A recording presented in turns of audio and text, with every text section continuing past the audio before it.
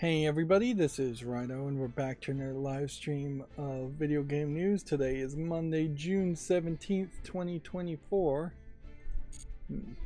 We are getting these daily quests as far as the World Championship goes, but I don't think I'm going to get too far with that. In best case scenario, even before I was playing fewer amounts of Yu-Gi-Oh!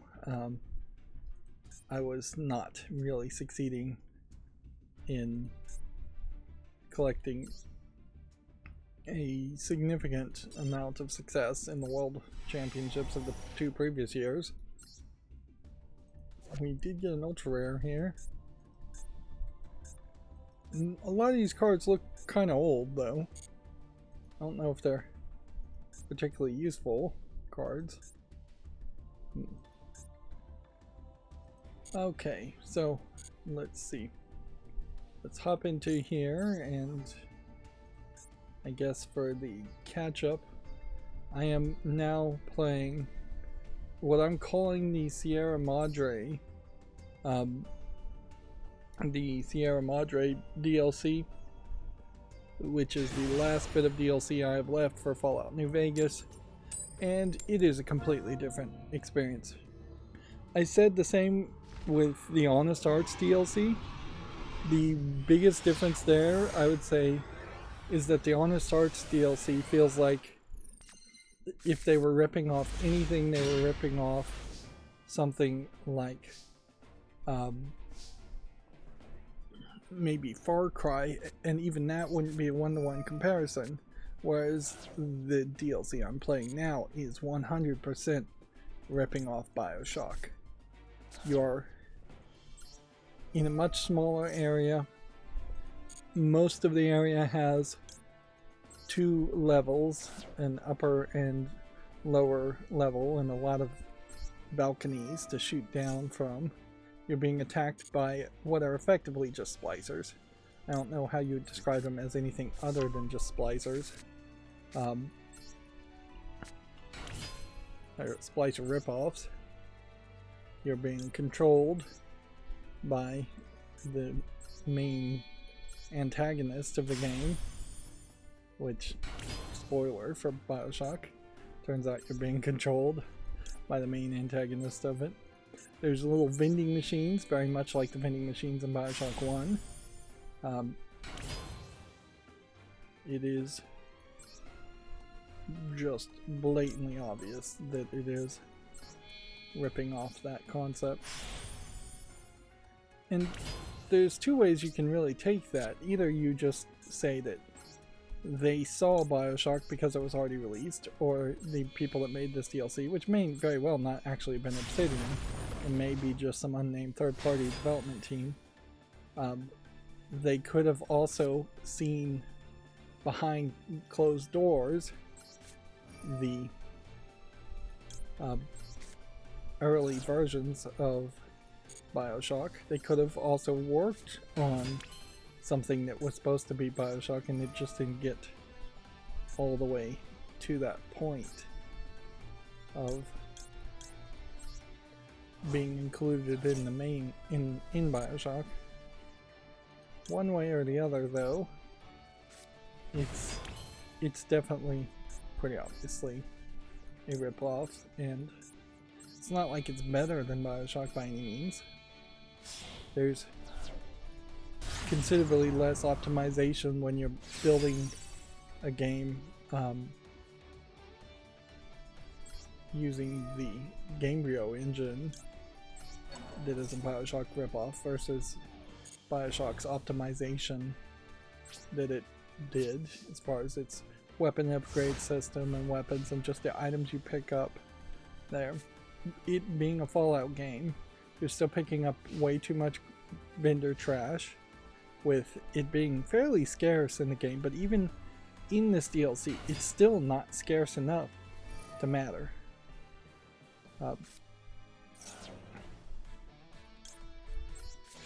It just isn't. So, yeah, you're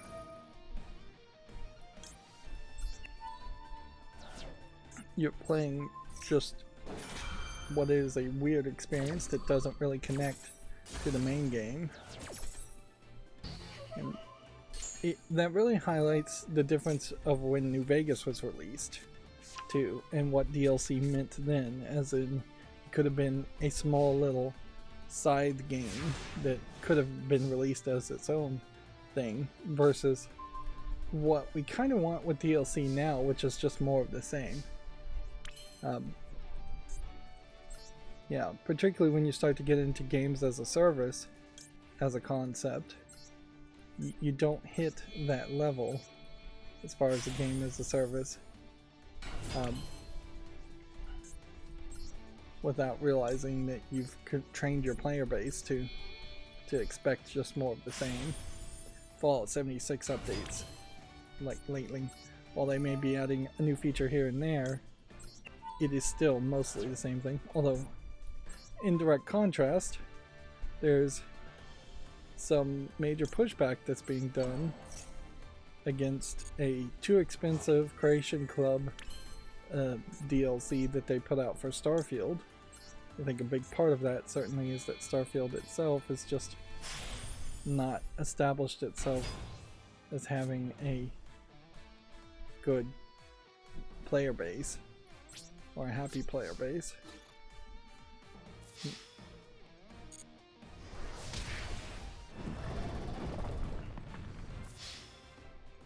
Couldn't get it in this turn. Oh well, we'll win next turn probably.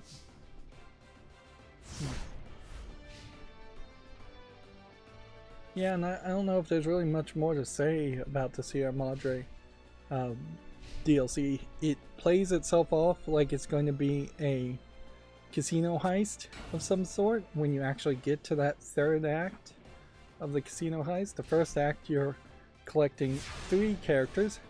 One is a super mutant named Dog/God. One split personality is named God, and that's the only one I've been really dealing with. And then the other one is, I think, just a mindlessly obedient super mutant named Dog. Then you have a scribe whose vocal cords have been cut and some kind of brain surgery has been done on her to make her completely non-communicative and unable to write things down, which they go out of their way to explain that. So throughout the entirety of your interactions with her, it is just a case where she is gesturing and you're reading her gestures at the bottom of the screen as you're playing the game,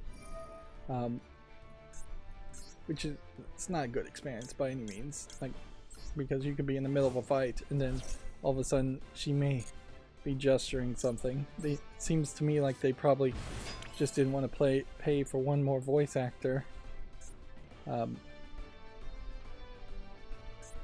Should I bother like link summoning people here?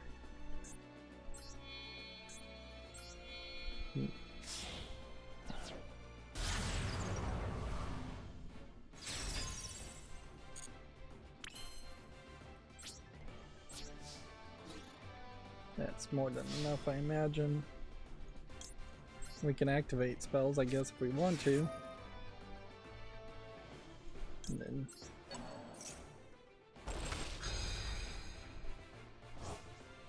like this is all just to accomplish lifetime goals, if anything.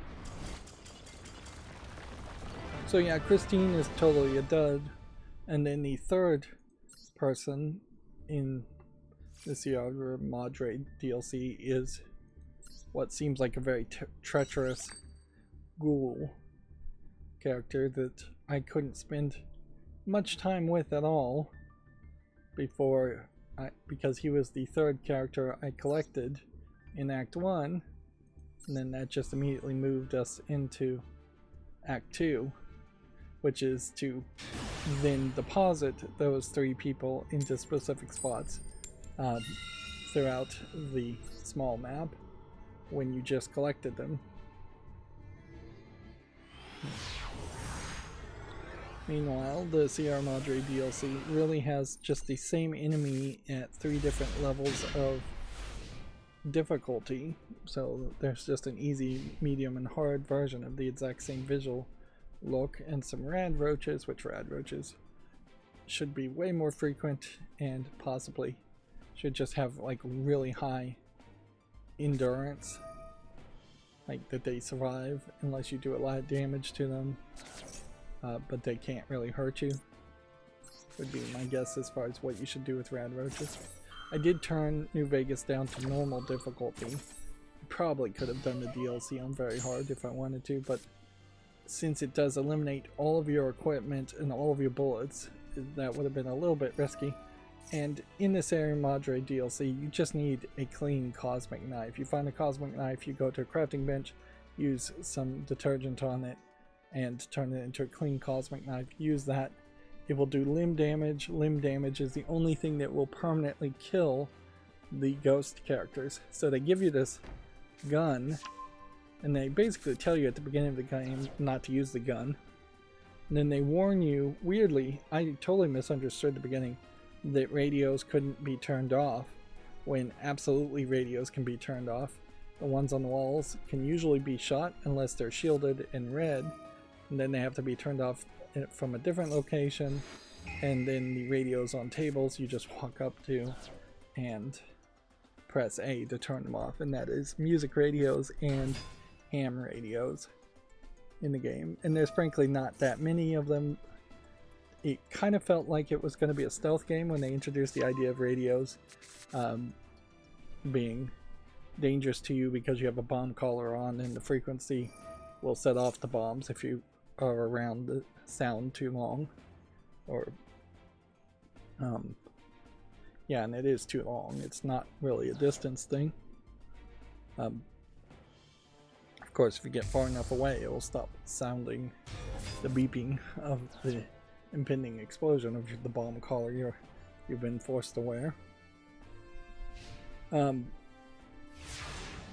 yeah, it really isn't that much of a stealth experience, and as soon as you have a cosmic knife, which you can get fairly early in the game, you're going to do so much limb damage it will get rid of the it'll get rid of the enemies. The enemies do basically jump around and seem like they almost teleport, which is not something that they should be able to do in the Fallout canon.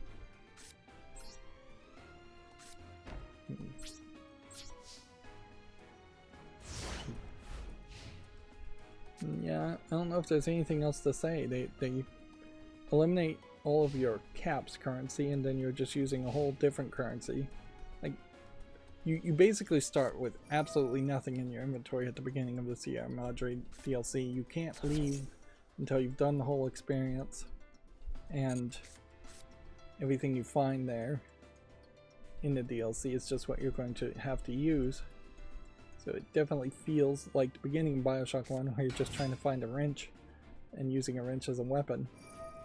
But it definitely doesn't feel like Bioshock as far as the smooth run and gun pacing, or the audio logs that are prevalent in Bioshock 1, and or the story, or the variety of enemies. It is very much a pale comparison. Yeah.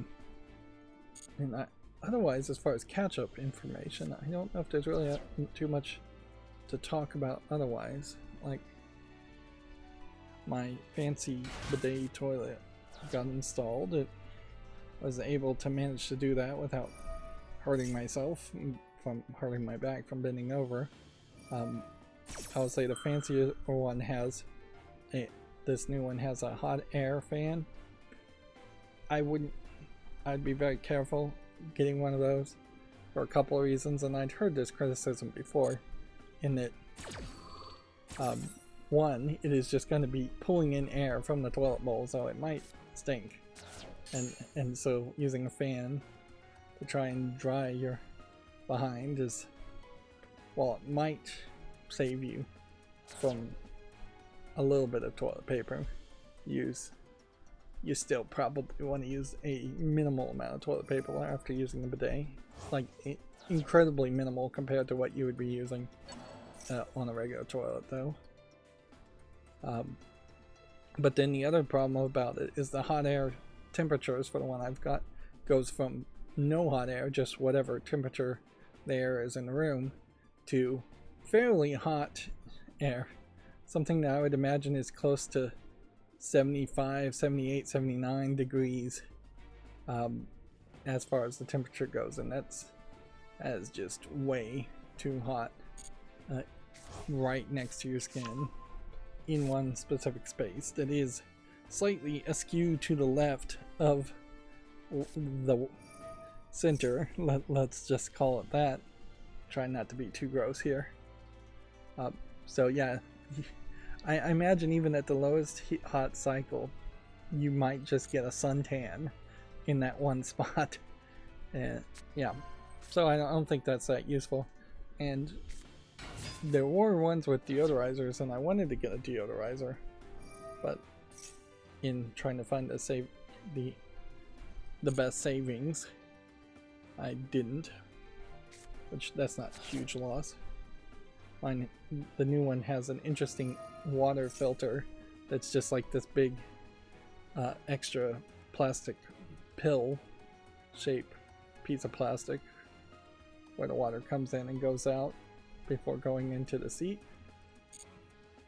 I think I'm probably gonna lose in one turn here unless I can get him to summon one character that is very strong and get rid of all the other characters.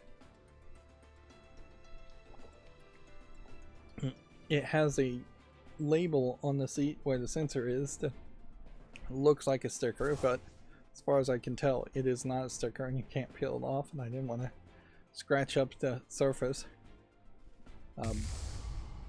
The water temperature probably is too high, and where I have mine plugged in, I think it is wired poorly, so like the LED or halogen lights in the bathroom flicker when it's trying to heat something up. It probably needs a dedicated circuit and doesn't have that.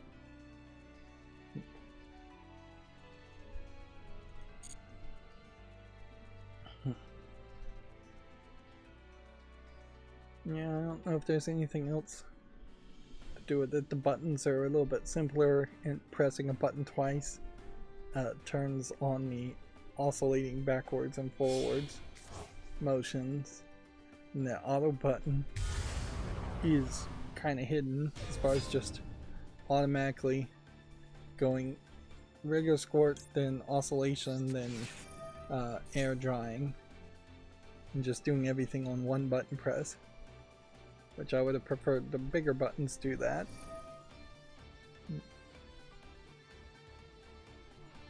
Yep.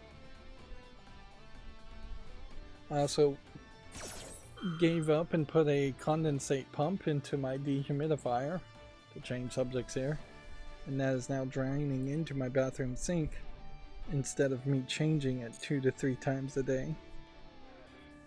I wish there was a tank somewhere that you could have where a dehumidifier would fill into a tank, and then that tank would feed into a toilet cistern tank. But the only way you could possibly do that would be to build a completely different kind of cistern just to get it back on the toilet with a humidifier built in, which would be okay to do that, certainly, but it's not something easy as just changing the toilet lid or something like that.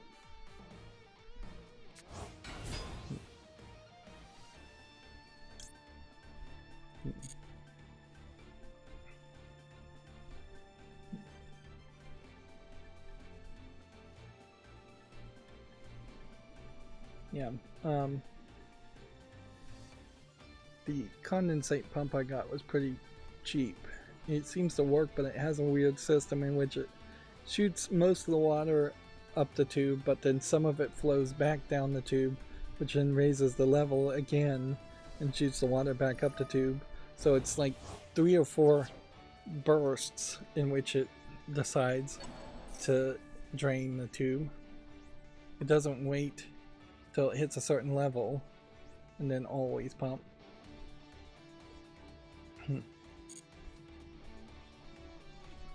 It is a lot of water, though, that the dehumidifier is pulling out of the air. A lot more than I would have ever thought. Roughly, the unit I'm doing is taking out 150 pints or so of water every single day, and it doesn't seem like it has slowed down in after a couple weeks of doing that by much.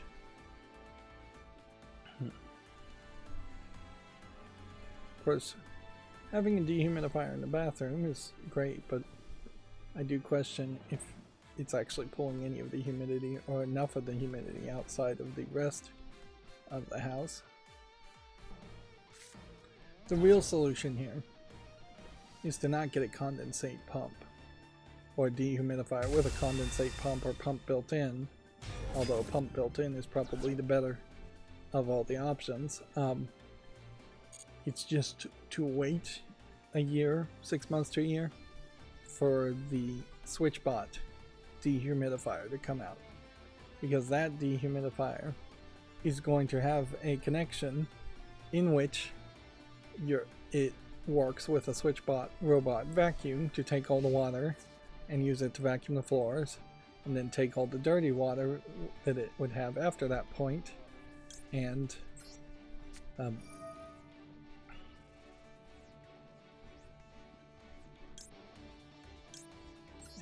put it down a drain plumbed into a sink somewhere, or worst case scenario, into a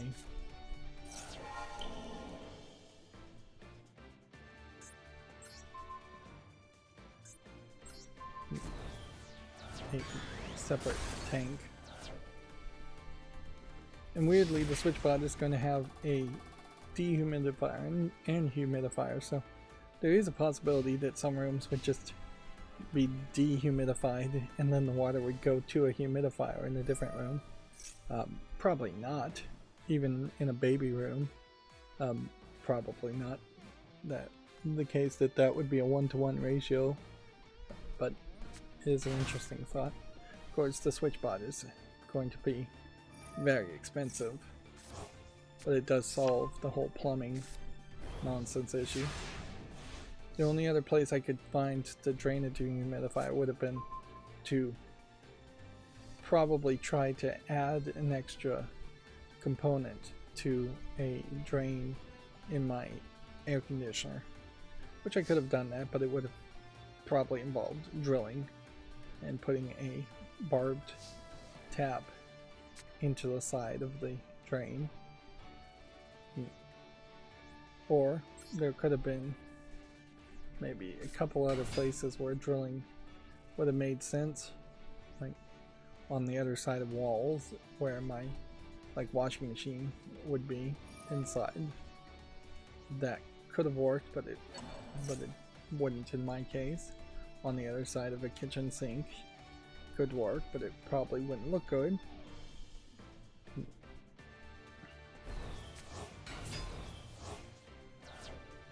There is a longer term goal to have the dehumidifier drain out a cat door, and yeah, just outside, but that would require building some kind of box around it just to make sure it's airtight and insulated well.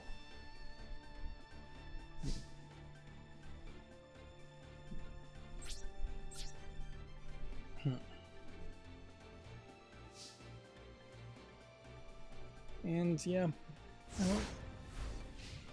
don't know if there's anything else. I built a piece of furniture. One of the pieces of the furniture was broken. Now I'm trying to deal with customer service to hopefully they won't screw me on that. It was an 81-pound piece of furniture, so if it does just come down to the insanity of mailing back 81 pounds, that's gonna be ridiculous. And obviously that's not the right solution. They should just send me a replacement piece, file a delivery claim. Or if they try to offer a partial refund, that would also be unacceptable. Like, what are you going to do with a piece of furniture that is missing a piece?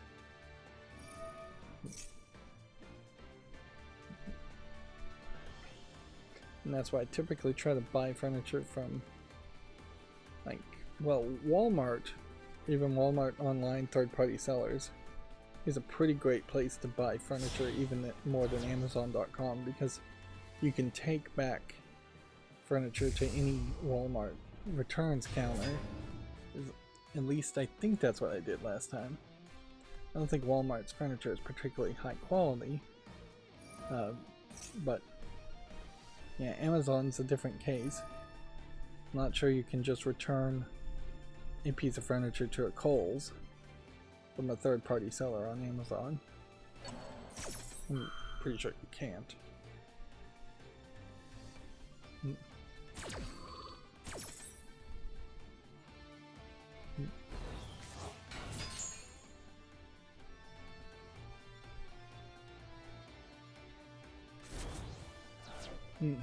I also got the Robotech box set delivered today, but I haven't opened the box.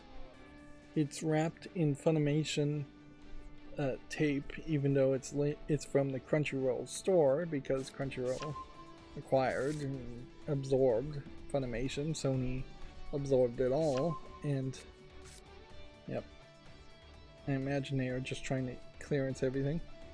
I was also looking at the UHD standards, because DF Retro was talking about how PlayStation 5s can play 100 gigabyte UHD discs, Blu-ray UHD discs, whereas Xbox Series X can only play 50 gigabyte discs. I would assume that's the same technology for game data as it is for movie data. So Sony has given itself a extra format. Bit of support there. Although I don't think anybody really has noticed that inherently PlayStation 5 games looked twice as good as Xbox Series X games.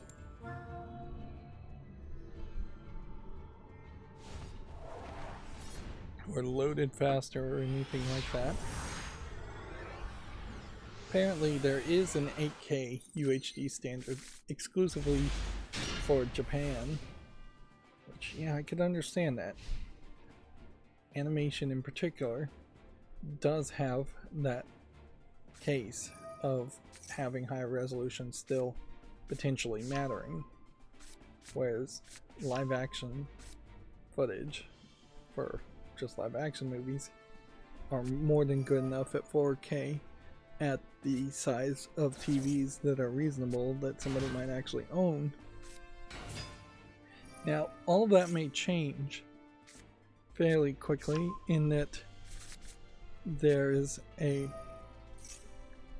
increasing number of really expensive TVs that are just panelized, in the sense that it's just a grid of LEDs, LCDs that are side by side, and you can straight up unplug a small, like 3" by 4" square of the panel and replace it, instead of it being all one piece of electronics that if you cracked your screen on a regular TV, the screen would just be ruined forever.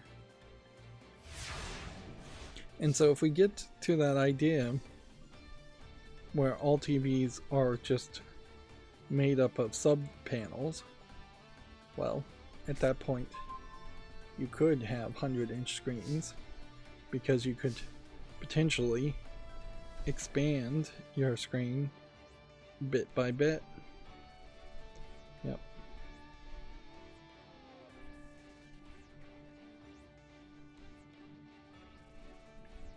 I'm looking at my phone instead of playing Yu-Gi-Oh! I should probably just stop playing Yu-Gi-Oh! At this point, if that's going to be the case.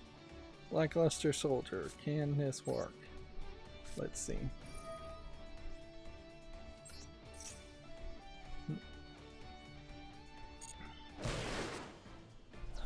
No.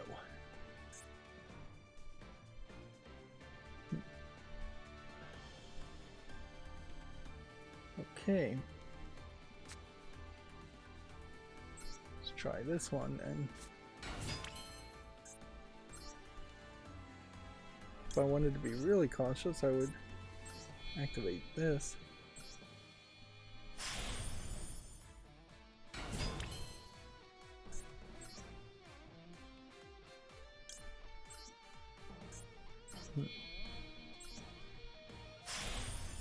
I definitely don't have the feeling that 8K, which is about a 4-year-old standard at this point, I just don't think it's going to be adopted in probably even the next 10 years. 4K is not even really adopted as a thing you just have to have. The standard for 4K is up to 60 frames per second. I think frame rate is probably way more desirable.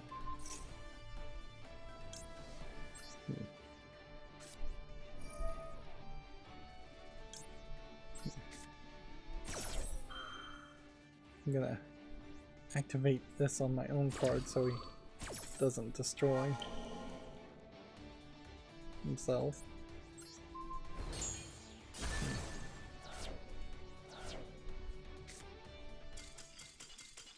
Wow. I definitely didn't deserve that victory. I will take it.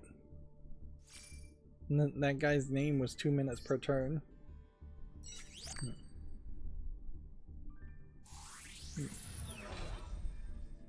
I had an idea for an app, and I'm trying something different here. Just admitting to myself that I don't have time or energy to work on programs and apps, and too many of them have just been backburnered, and so if I'm not going to finish what I've already started, and if I'm not going to work on YouTube, which I did upload some videos to YouTube, but I still haven't scheduled things in probably, it feels like a month now. So I figured, let's see if there's a different way to throw it out into the world, shout it into the void, and see if it possibly would be created. Well, there is a couple of subreddits I found where you can post this idea. One is r/somebody make this. Seems to be probably a fairly dead place where it is not just apps, but it is also just anything anybody would want made. They throw out the idea, or if somebody does make something, they can show off they did make it. Both of these subreddits, the other one called, I think, App Ideas or something like that, specifically for apps, I posted to both forums, and maybe that's not allowed, but I think that's the way you're supposed to do it. Just kind of repost to a different form with the app idea subreddit being specifically for apps. But yeah, I don't know how many people really would be great at building things or making apps and would also have no ideas of their own, so they would just take on other app suggestions or ideas.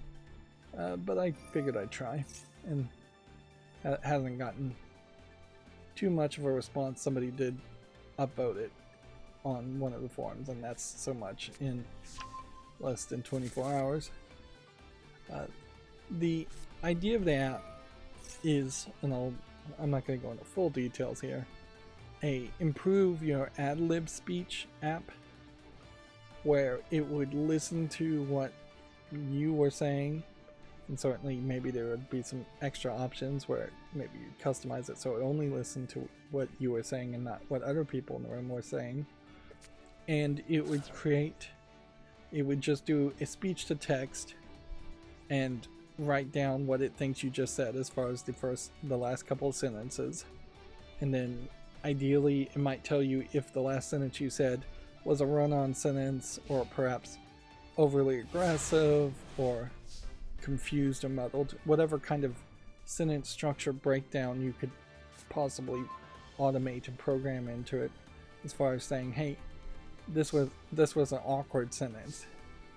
But below that, then it would create a word list of the frequency of the words that are spoken, so that you are, for instance, if you're somebody that just says like a lot, so it would just start running up a count on how many times you've said like, and the number would just get brighter red and just try and tell you, hey, quit saying like, because like is way too annoying, and you know. And see, personally, I don't say like too much, but I do have some of those vocal tics that are fairly annoying. And like, those all are ones that you can uniquely just pause on and just say nothing, and it's better to just say nothing. But then there's also cases where you say intriguing, and then you get stuck in your brain and you're just saying, boy, that's intriguing, it's so intriguing that is so intriguing. I really wish I could have thought something was so intriguing. And it's just like, no, you don't need to just repeat that word. You just don't have any synonyms in your brain at the moment as far as different words to use that mean the same thing. So on the side of the app, it would then pull up the most frequently spoken words and offer some suggestions as far as synonyms. I could see even maybe avoiding rhyming, although that's not that big of a deal. But yeah, on rare occasions, I'll get into rhyming schemes where I'm saying words that rhyme with each other and can't think of anything else. And these are all minor annoyances, really minor annoyances that I've noticed in myself. And so yeah, that's pretty much all the app would do, is it's just telling you, hey, you said this word too often, you're repeating yourself, you're using like and and here's let's just keep that to a minimum. And it would just be an app that you would potentially put on a cell phone or a tablet, something where you can flip the screen and put it on a teleprompter screen. It is not an app specifically for pre-written content, because if you'd pre-written and scripted out what you were going to say, you would obviously have a much better handle on what should be said, and you would just use a regular teleprompter software to do that. This is specifically for listening and ad-libbing. I could see it being used in things like speech therapy also, where a speech therapist is trying to help kids or people, adults too, I guess, speak better and ad-lib better and just have a bigger vocabulary. Although a lot of speech therapy may be repetition of the same words and phrases, so it could actively do the opposite of what a speech therapist would want.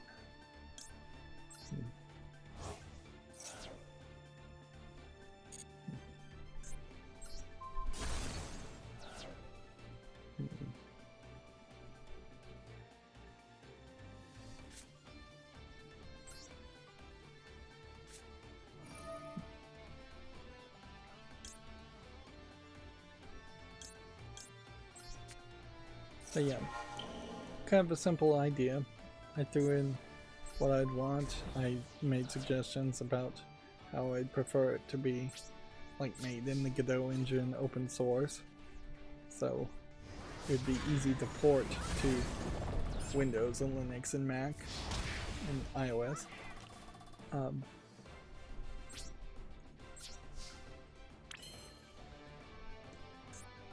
But yeah, I just threw out the idea there, and I have a small hope that that might work, and there might be a neat error here when I have a whim of an idea to just throw it out into Reddit and see if somebody will make it. Because most of my small ideas, I would rather just see them be made, particularly app ideas, than to get credit and or try and sell it. Because yeah, that app idea, you could certainly shove ads into it, but there's no other way you're going to really monetize something like that. Unless you can convince schools to pay for it and charge school licenses that are ridiculously expensive.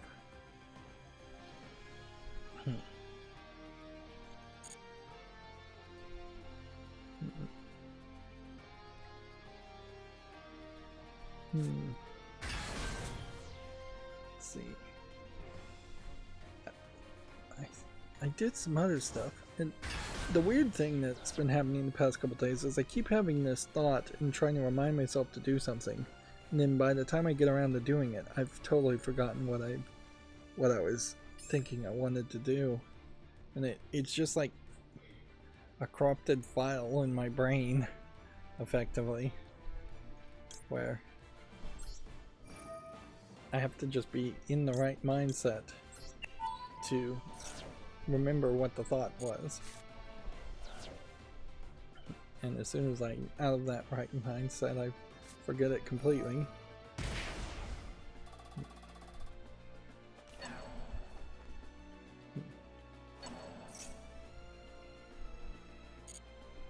This is ridiculous. How many of these cards do we think he has?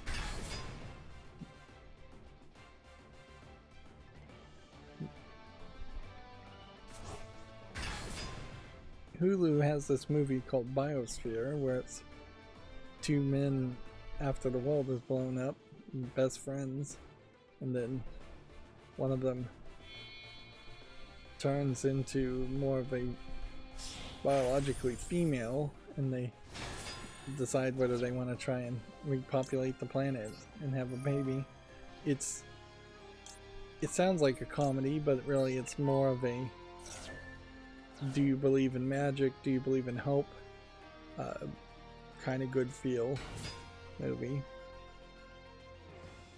kind of drama. It ends on kind of a, wouldn't want to say cliffhanger, but yeah, that's probably the best way to describe it. Is it ends just fading to black and you having to decide whether you believe it went well or it ended badly. It doesn't really have its own ending, and it doesn't really develop the way I thought it might develop.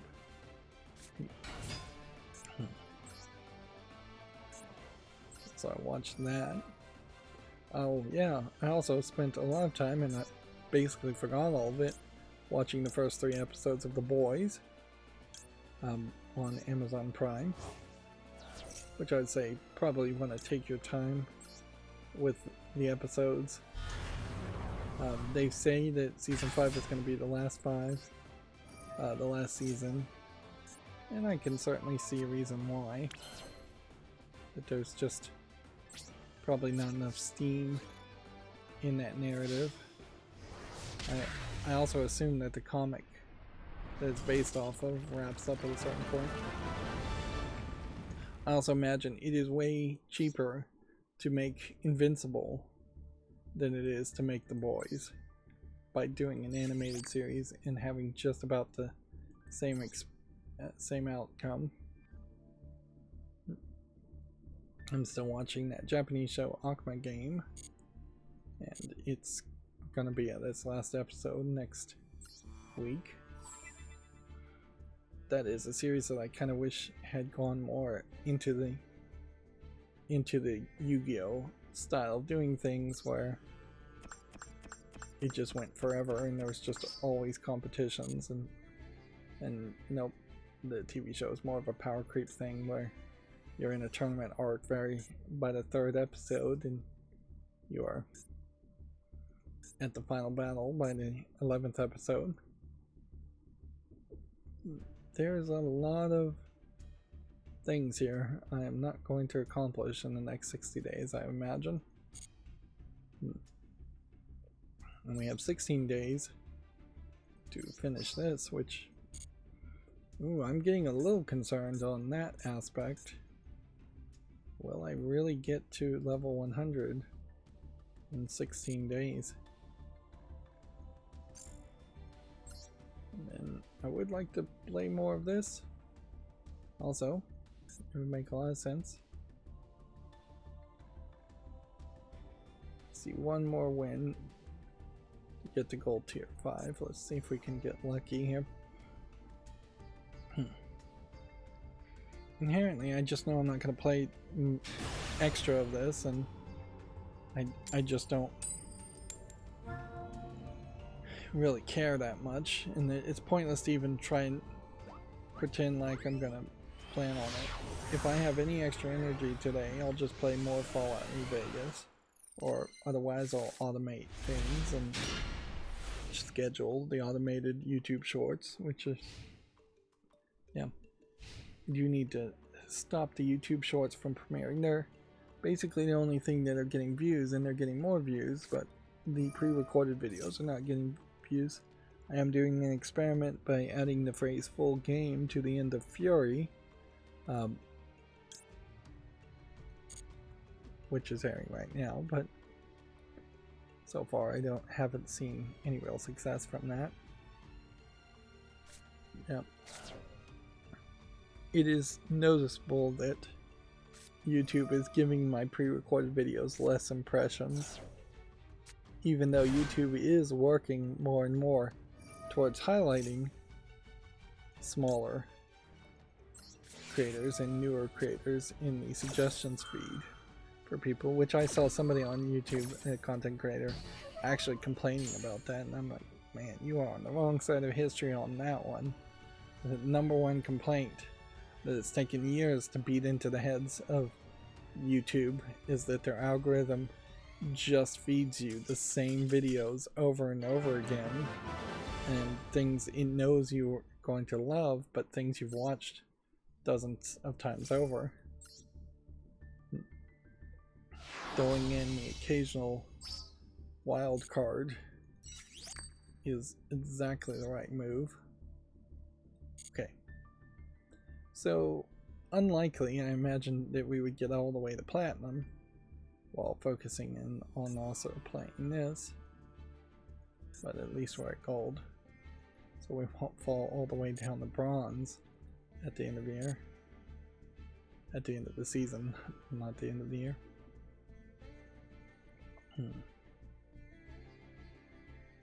And there's been some news, even though it's Monday, not a ton of news.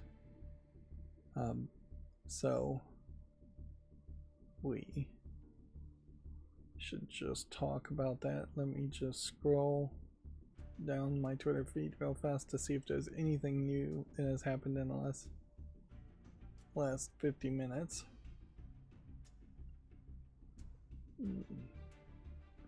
I don't think so. One of the things about Assassin's Creed Shadows, and we'll talk about it later though, is that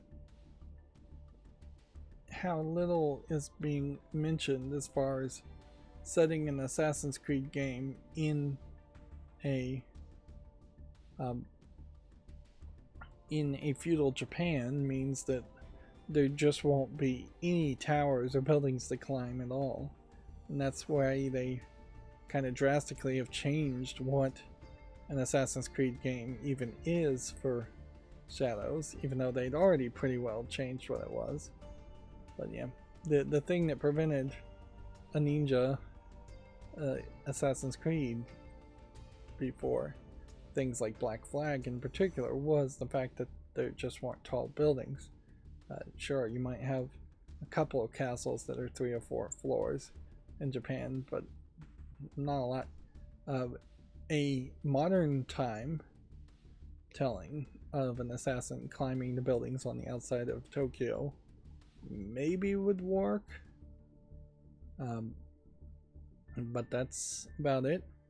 I feel like what you probably should have done is have the assassins from Japan end up in a different location, a more touristy, tall location.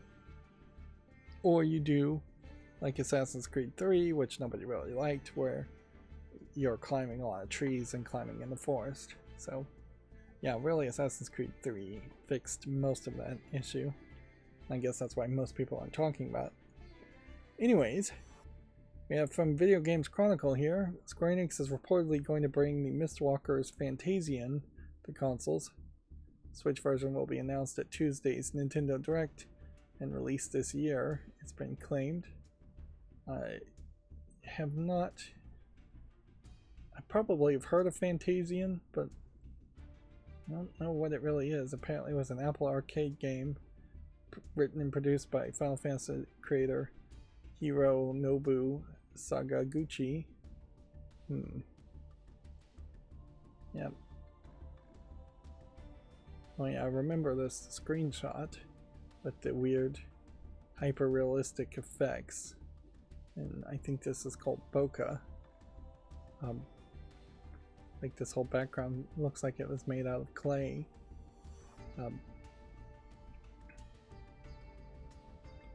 But I guess that could be an interesting twist, certainly. By the way, there's a Nintendo Direct, which that in itself is going to be a weird situation because I still don't think they can talk about hardware. It would be weird if they announced the Switch 2 and then it wasn't available for Black Friday for Christmas. We're approaching Prime Day. I still haven't seen anything about the Steam Summer Sale. But yeah. The whole Black Friday Christmas situation. Like, Nintendo must be just pushing out as many of the last few games that they think would be cross-generational or not cross-generational, in the sense that they wouldn't play on whatever the next Nintendo console is. Bethesda Game Studios did something it's worth mentioning here, in that they've thanked Polygon for a wonderful article, which on the face of it you might think, oh, that's nice, but actually it's a little bit unethical, because inherently what they have done, whether Polygon was involved in this at all, let's just assume Polygon wasn't involved and ignore the fact that Polygon is one of the SJW mainstream video game journal sites that a lot of people don't like. Inherently, Bethesda Game Studios has put an advertisement, a reference, a shout out to Polygon by thanking them publicly like this. So they've effectively bribed them after the fact, which may legally not be a bribe, but still definitely feels like a bribe. There's a difference, by far, between privately thanking someone and then going onto your Twitter account and publicly thanking and shouting out somebody. Particularly when you have 1.7 million followers. You have to ask yourself, what is the value of being potentially in front of 1.7 million people's eyes, or even half of those if those are real people seeing that? That's very, very valuable. There is also this interview here from Mr. Matty Plays, which I would assume he is some kind of podcaster. I guess he's on YouTube since he's followed by YouTube. And he interviewed Todd Howard as far as the future of Fallout. Let's see.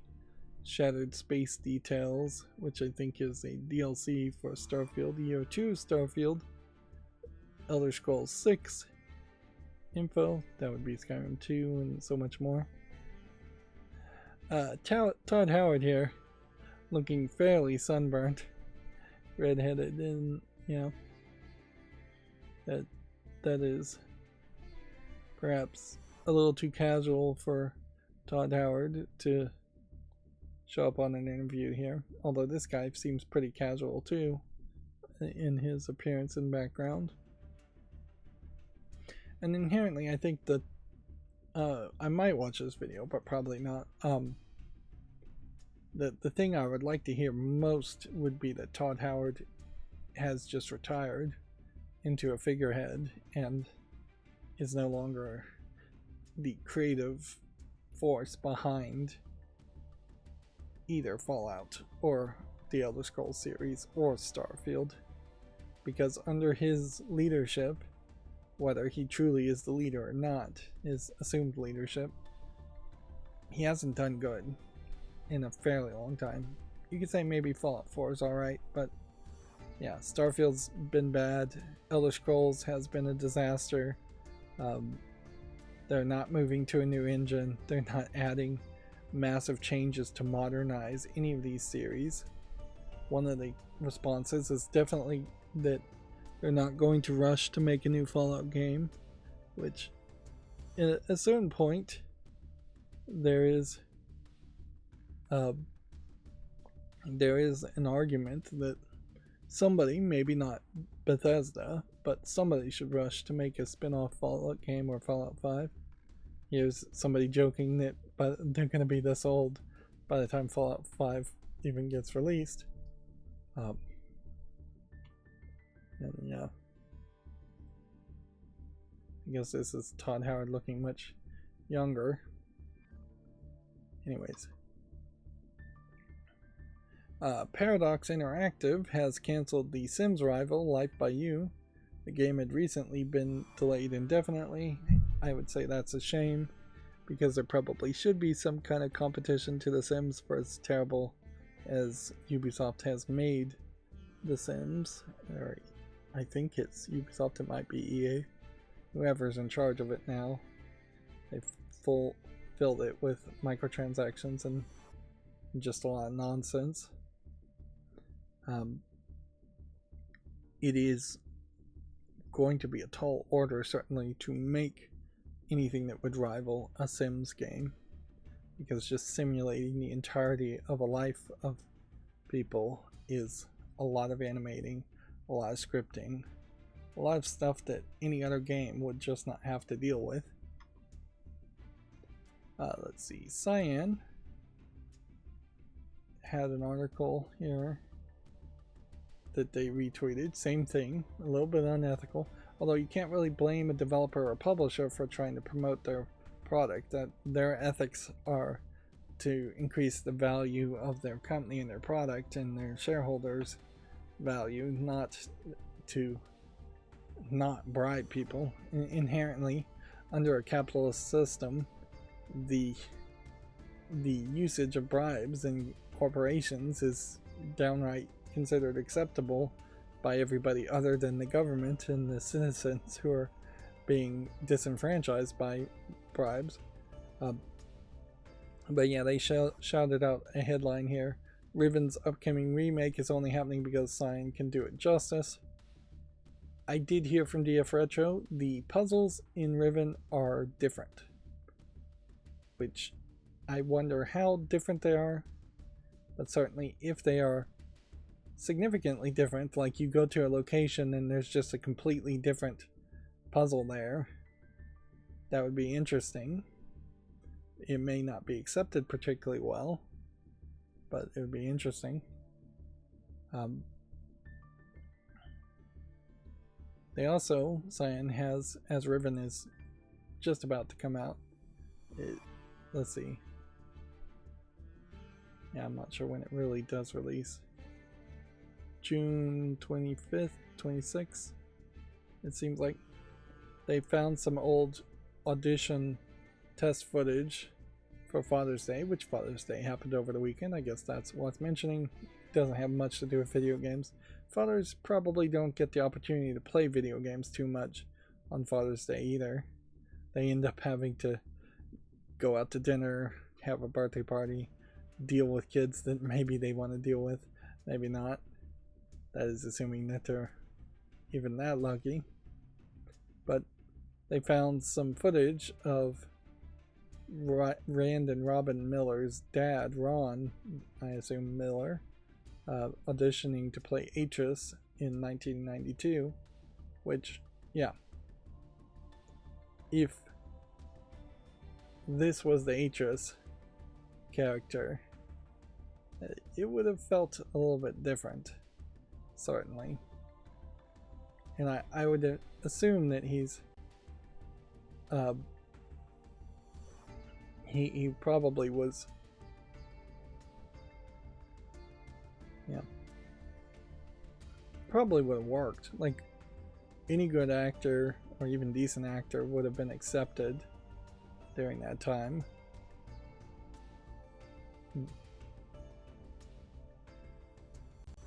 Yeah, I was thinking this may be just stand-in test auditions.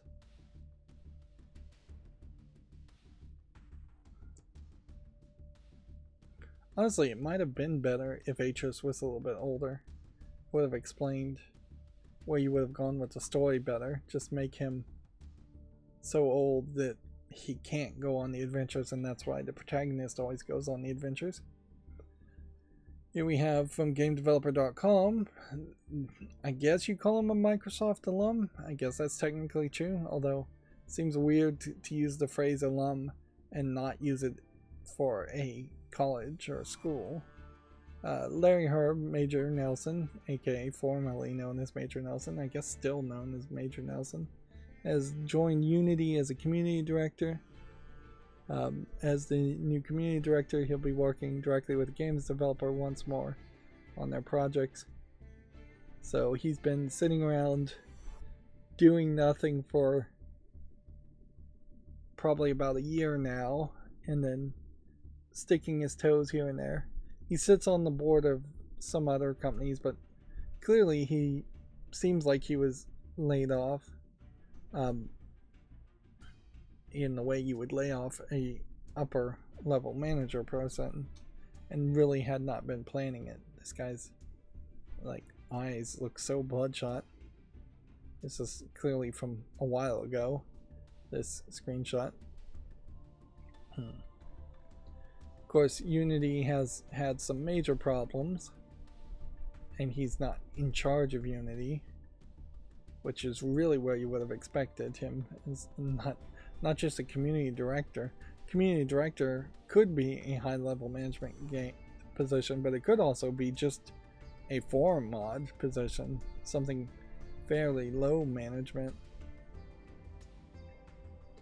And yeah, if he did work his way up to Unity, I wouldn't think he was going to do anything amazing, because I still personally not really researching his history and just taking a general idea of what Xbox was like while he was in charge in the past few years. He just comes off as a guy who just maintains the status quo, which was alright for Xbox while things were good, but now it feels like Xbox under new leadership is actually trying to make games and release games, and not just release the occasional game where it doesn't even really matter if the game is good. Larry Herb is Redfall, as far as I'm concerned. His leadership led to games like Redfall being developed, whereas now I think it's Phil Spencer that's in charge now. The new regime is making changes, they're acquiring people, and they're trying to run it like a real business, where I think Larry Herb very much was running it like a just fun place to work charity. Maybe in the long run, his way of doing things kept more people around and kept more people happy and happily employed, but I'm not sure it served gamers particularly well. But I guess all I could really say here is congratulations to Larry Herb. Not that he's ever going to hear me, and we'll see how he does as a Unity community manager. I suspect he's going to still end up doing a lot of other things, podcasting and otherwise.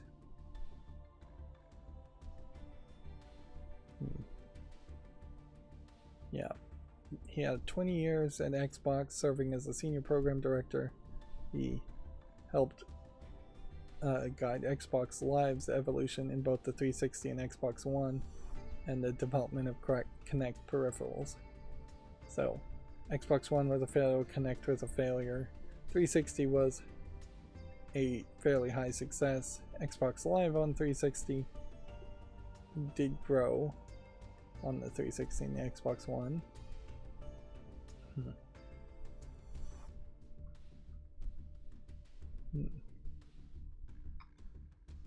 Let's see. Here we have Video Games Chronicles saying Bethesda won't rush Fallout 5, according to Todd Howard. I don't think it's bad for people to miss things as well, is a weird quote to make here. They have created this weird situation where Fallout 76 is cannibalizing some of the work that could be in a Fallout 5, and I think there is a mistake there because I just don't think the Fallout universe and the Fallout series work as multiplayer games. If you were going to do that, it probably should just be like co-op, maybe teams of 4 working together. It shouldn't be like teams of 4, kind of more like Borderlands, where you the way most people would be able to play Borderlands 1 nowadays is by themselves, but you could have 3 companions with you and they would help you finish quests and things like that. It is shocking how much I have compared Fallout New Vegas to Borderlands, with Borderlands being a much better experience. Of course, that's not a 100% fair comparison, but yeah. Borderlands just gets rid of a lot of the nonsense that Fallout games have with vendor trash and pointlessness. Pointless game mechanics, pointless items, pointless walking through empty areas. But yeah, I definitely am more leaning toward Microsoft Xbox should have somebody rushing out something called Fallout that is a single player experience to coincide with the success of the Amazon Prime show. Although it's not like a lot of people are talking about the Amazon Prime show right now. So yeah, maybe they missed their window already. ScumVM has yet another game that they're working towards, the Spacebar, which, yeah, let's see, I think they want people to test it. Maybe it's already, yeah, they want you to test the newest version of the ScumVM to test out the game, the Spacebar, which they don't even have a screenshot showing you what it is. ScumVM probably needs to update their website, but you know what? It's almost traditional at this point to leave it where it is and just focus on the always widening level of compatibility as far as old games. Although weirdly, at some point I feel like most of the code in the ScumVM engine might just be smacked into the Proton DB engine compatibility layer, and then all of a sudden everything that could be played on ScumVM may just run automatically on a Steam Deck using Proton DB, or on any kind of Linux using Proton DB, and then ScumVM may not offer enough extra features for it to justify being installed separately. And certainly I could see a case where it might get overwhelming if you just had every game this company was compatible with. Then you might have just way too many games. Anyways, here's our front page. It's just mostly announcements and news. I get it through the RSS feed that's down here. You could get it through the Atom feed, same thing. I don't think too many people even use Atom feeds. Roughly the same thing, slightly different format. Let's see. We clicked on this guy because we were going to look at his interview. I'll maybe look at it later. Reggie Fils-Aimé tweeted for the first time publicly in a long time, which, by the way, Twitter/X has updated and changed the way likes work, where now your likes are private, where they were public before. But yeah, somebody posted a picture here of their collection of controllers, and then he responded, retweeted, I didn't count my compatible retro controllers traveling now, but we'll need to count them when I get home. And this is a former IGN lead he's retweeting. Of course, it's important to point out that he is the retired president and CEO of Nintendo of America and is not really doing too much else. So we have Major Nelson and Reggie Fils-Aimé both just mostly being retired and not really being relevant, even though I'm still following them on Twitter, which maybe I shouldn't. The rumor here is that Embracer is going to close the Alone in the Dark studio Pieces Interactive. The Swedish company was established in 2007 and developed over 10 games. Inherently, I don't know if we can blame Pieces of Interactive for the failure of Alone in the Dark. None of these other games that they're mentioning look like they did much as far as success. Puzzlegeddon, these all sound like mobile games. Magica 2 and DLCs for Magica as a work for hire projects. Yeah, I don't feel like there was anything horribly wrong with Alone in the Dark, but it didn't sell. So I can certainly see if somebody makes a game and it doesn't sell, that the company would get shut down. Seems like that's only somewhat fair. Like, if you're gonna run businesses, video game companies, as businesses instead of, say, charities where you're just getting like charters from public funds like PBS to help fund the development of games, or completely fund the development of games, which most art, and I would argue video games arts, should just be paid through commissions and charities and things like that. But since they run it as a business, when a game fails, yeah, the company is going to suffer, or layoffs are going to happen, or a company's going to be shut down. They were undoubtedly set up for failure due to horrible management from Embracer. We can see that's pretty obvious. They were also set up for failure in the Alone in the Dark series because there just hasn't been anything with Alone in the Dark in the name that has succeeded in decades. Had they made a game like Alone in the Dark and not called it Alone in the Dark, maybe it wouldn't have had as much of a budget, maybe it wouldn't have had as much expectations, but inherently Embracer is probably going to shut down most of its offices and just become an extremely lean and mean company until it can figure out how to run business or go bankrupt in itself.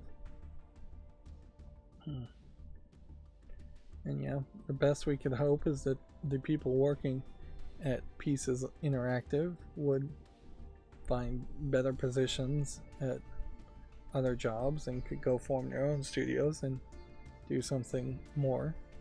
I do feel like there was some level of quality in what they made there. It just never stood a chance. Like, had Alone in the Dark compared to, say, your generic horror game that's slightly above an asset flip on Steam, Alone in the Dark would have been a runaway hit if it was held to that standard. But being held to a AA or AAA standard, it never could have succeeded, in my opinion. We talked about the Nintendo Direct set for June 18th. It's going to be 40 minutes focused on Switch games coming in the second half of 2024. There will be no mention to the successor to the Switch. They are making sure to say that once again. So it will just be some game announcements. But there's been a lot of games that have come out in the past year and a half for the Switch. So there might very well be just a glut of Nintendo Switch games that end up under Christmas trees this year. The ESA has decided to ask for cookies first of all, and then after asking for cookies, they put out a page on their website here as far as investing in safety and with trained moderators, talking about moderation and chat, one would assume, and what game developers are doing as far as warning people, banning people, talking about Activision Blizzard and Microsoft, which is the same, and Sony. Inherently, we should see what the members are of the ASA at this point and just evaluate what the experience is.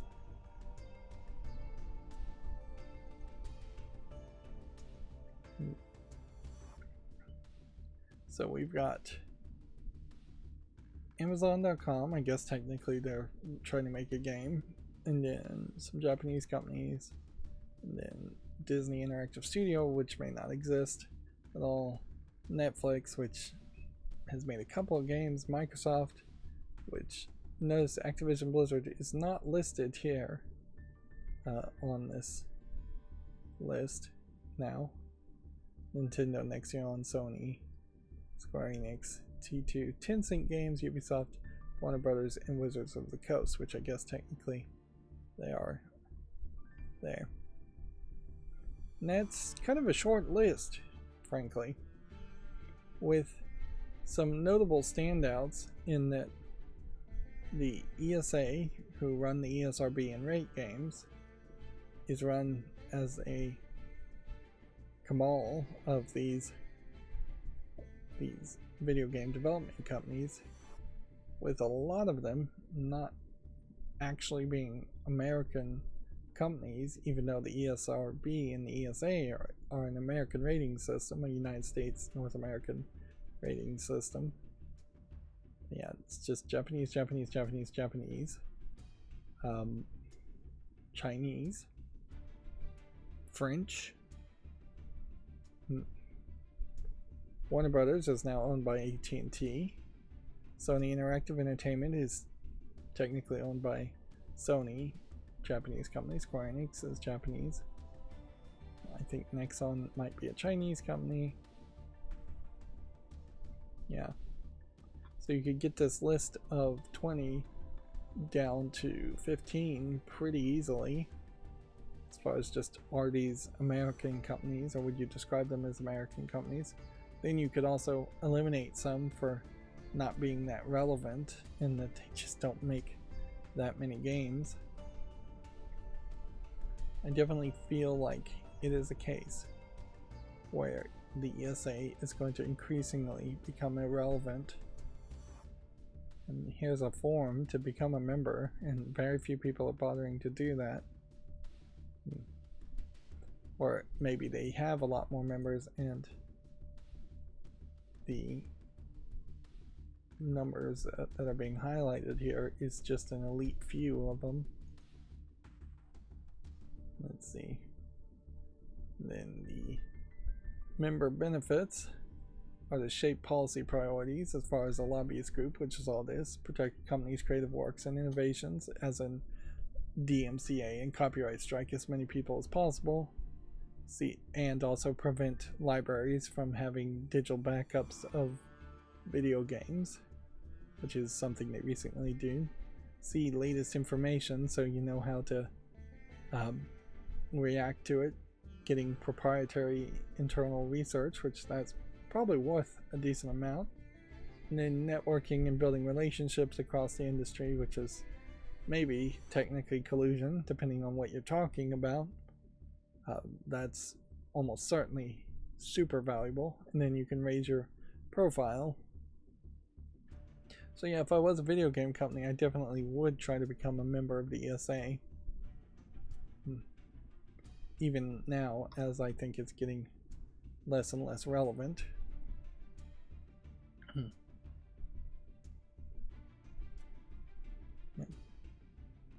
And I would say here, as if we go back to Alone in the Dark, I don't feel like the advertisement of the game looking more like a shooter really hurt it too much, and I don't think it having shooting elements really hurt it too much. There is a comparison to like BioShock, and that maybe this could have been a game that was a breakout hit like BioShock, except for the fact that it's just the wrong time in the wrong place. There isn't going to be a new BioShock that's anything similar to what BioShock was. Even BioShock Infinite proved that, and we'll see what the next game actually is that catches people's attention. Moving on, GameDeveloper.com says that industry vets launch a specialist code development studio called the Unreal Guys. As the name suggests, the new studio is looking to help developers work on the Unreal Engine projects. So they want to be a third-party developer or an assistance organization of some sort. I still would recommend hyper-realistic games be made in the Unreal Engine, as much as I would like to suggest the Godot engine. I just don't think it's going to be financially and time appropriate to try and make a hyper-realistic first-person shooter using the Godot engine instead. Masahiro Sakurai says he's recorded his final YouTube video. Smash Bros. Designer has been sharing design tips on YouTube since 2022. Obviously, he was probably killing some time during the pandemic lockdowns. But yeah, I imagine he has better things to do with his time, whether that's be retired or be forced by Nintendo to continue to make Smash Brothers games. And yep, I guess I'll just leave it at that. I probably should watch his videos at some point, but yep, I never have time for that. I probably would be a better video game critic myself if I did watch some content creators, some other content creators who are people who have made games and their insights. From Software's Hidetaka Miyazaki wants to prevent studio layoffs, whatever it takes. This is also from GameDeveloper.com. So long as Miyazaki is running From Software, the Elden Ring studio will do whatever it can to avoid staff layoffs. That is admirable sentiment, certainly. Let's see if we can hold them to that sentiment. It is also worth pointing out that it's fairly traditional in Japanese companies to never lay off people and instead pull tricks to make people quit or actually try and keep people forever. I don't think that inherently is much better of a situation to be an employee at the same job for your entire adult life, when the real goal for humanity should be to just have less work needing to be done in general. Just throw out the universal basic income concept. Even a supplemental basic income would be better for society. Under the new leadership, Xbox has restructured its marketing team as Chief Jarrett West departs for Roblox. The marketing departments under West's purview will be moved around to already existing teams run by Xbox heads Sarah Bond and Matt Booty, which inherently Phil Spencer, Sarah Bond, Matt Booty are the three names that are getting thrown out there as being the people in charge of Xbox. And it is kind of nice to have names out there, and let's see if we can actually, if they're actually going to be held accountable. And once again, I'd say the marketing of Xbox has been awful. I think most people would agree that. Particularly in Japan, you look at the numbers from Gamatsu every week of how many Xboxes are sold. It's pathetically low, even though it's gotten better in the past year or so. It's still pathetically low and not in any way competing against the PlayStation, and definitely not the Switch. It's not competing particularly well outside of Japan and the rest of the world either. I cannot in good conscience recommend anybody buy an Xbox console at this point, unless you're super broke and want to buy a 360 and a whole bunch of used games, or get a whole bunch of free games. That's the only Xbox I can recommend, is something very old and very cheap. But yeah, they need to drop the name and the ridiculousness with the naming scheme, come up with something better. They need to rebrand. Like, they've been under the same branding over and over. They need to quit jumping back and forth between the green and white theme and the black and white theme. They need to not try and sell white shells in Japan, because white represents death in Asian cultures. They need to have something more interesting on the shells. They need a mascot of some kind of equivalent to Crash Bandicoot, Mario, something. Really, they've had the main lady from Perfect Dark for years. Why not just make her the mascot of the entire Xbox brand and say, hey, she's going to be our mascot. We're never going to make another Perfect Dark game with her. Yep. And they just need more commercials, better commercials in general. Like, they throw way too much into the E3 style presentations of announcing games, but then they do very little to promote the games outside of those announcement sequences. Anyways, I don't want to ramble on. We'll move on. Valve, who also needs a mascot and should probably pick Chell as their mascot, although these two could be the dual mascots of Valve too.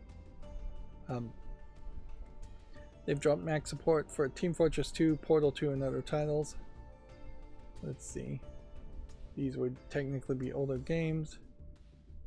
I assume what this is all about is that these older games are things that would be running on the older Mac OS versions and not iOS, not M1 chips or M2 chips, which are completely the thing.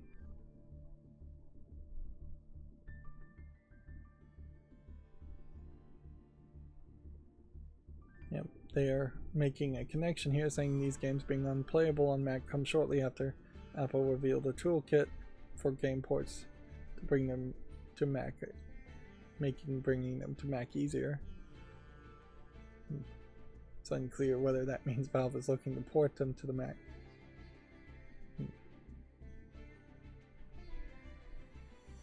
There are apps out there to let Mac players still play the games, but as far as native support is concerned, the loss remains abrupt. It is worth also mentioning that the Linux, a lot of that probably being SteamOS, briefly went above the number of people playing on the Mac just about a week ago. So maybe that caught the attention of somebody at Valve, and they said, look, if only 2% of people are playing games on the Mac, let's drop support for at least our games. Inherently, I imagine the Steam client itself may just drop support. It might drop support for old Mac OS software and hardware, and it might gain support for the M1 and M2 chips and iOS. I don't think there is a significant number of people who play games on the Mac. If anything, I think people who use Macs want to do very simple things, very minimal things, and they just don't want to run into any of the Windows problems, where gaming on Windows has been the default for decades. And the thing that might change that is just going to be Windows getting worse and worse with Windows 11 and the Steam Deck and SteamOS itself, which could be a breakout hit in its own if it just became available for PC custom builders to install SteamOS. That would certainly convince a lot of people. I could see installing SteamOS on my computer right now, even as a streamer. It would be difficult. It would be a lot of work, but I could see doing it instead of sticking with Windows 10, which is going to lose support fairly quickly. Which, by the way, Windows also had a super risky vulnerability that everybody needed to update from. So if you haven't updated your Windows computer in the past week or two, you should check and update it, where you don't have to do anything. You don't have to click on a link. You don't have to download anything. Just being connected to Wi-Fi is enough that somebody can hack your computer, put a virus on it or something like that. I don't even remember. It was bad, to say the least. But yeah, and I would kind of assume that this was a hardware Wi-Fi issue. So if you were plugging a wired cord into a Wi-Fi router, you probably couldn't be hacked, but I'm not 100% sure about that. So I would just update Windows, certainly. Saber Interactive has revealed that A Quiet Place: The Road Ahead is a game inspired by the film franchise. I'm not sure if the Quiet Place film franchise is the alien monsters or the monsters brought by aliens that attack anybody who makes any sound, but I think that's it.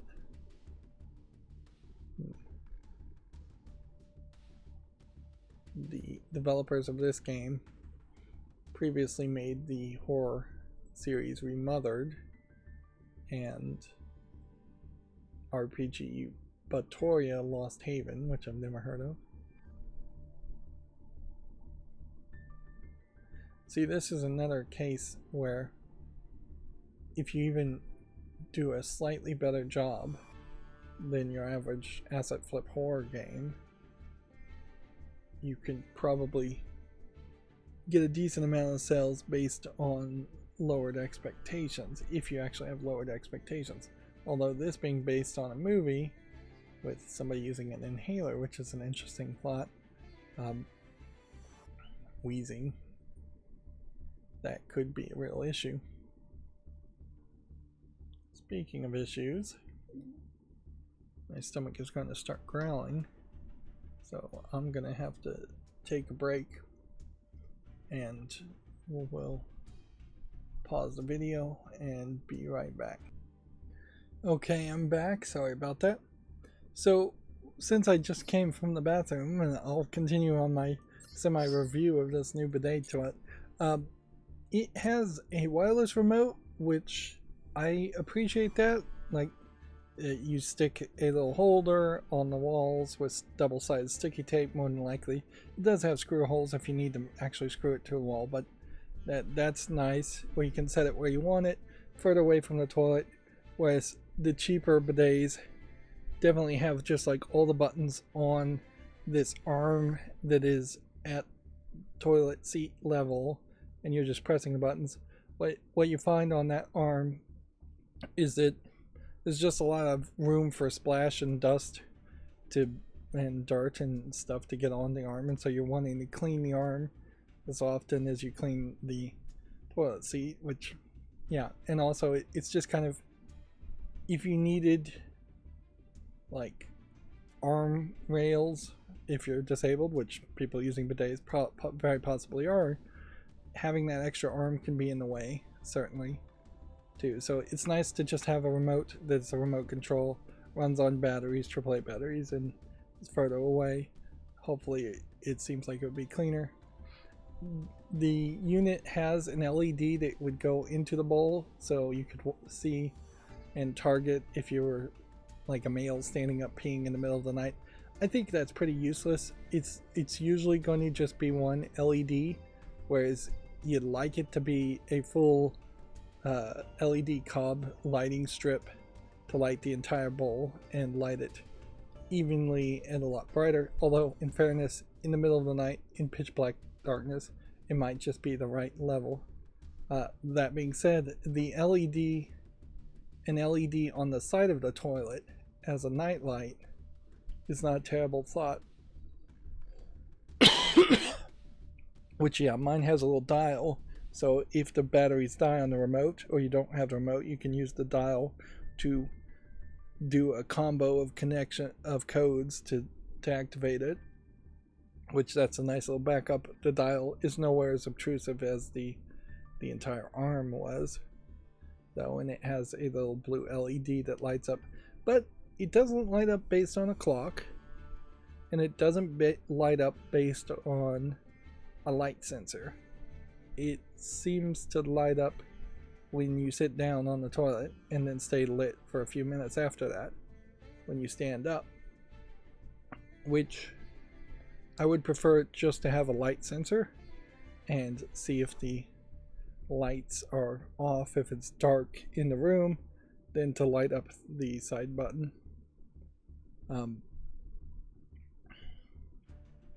But yeah, that was the extra stuff I just forgot to talk about. Overall, I'm very happy with it. The air dryer takes forever, though. It wants to do 3 to 5 minutes, and sitting there for 3 to 5 minutes with an air dryer blowing on your behind is a lot. It definitely is a lot.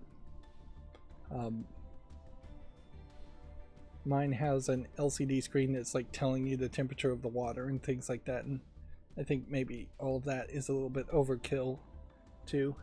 You also want an eco mode, and I'm not sure my eco mode lasts more than 8 hours. I think it might just turn itself off eco mode after that, whereas ideally eco mode would be something you would want to always on.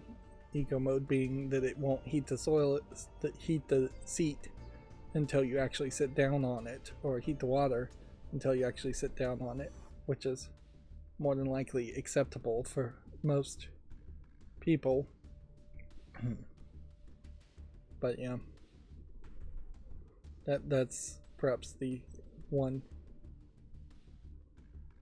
mode, and you definitely want to read the instructions, because there are definitely some modes in most of them that are like enema modes. So if you're just like really constipated and this is going to get gross, it'll power wash you out.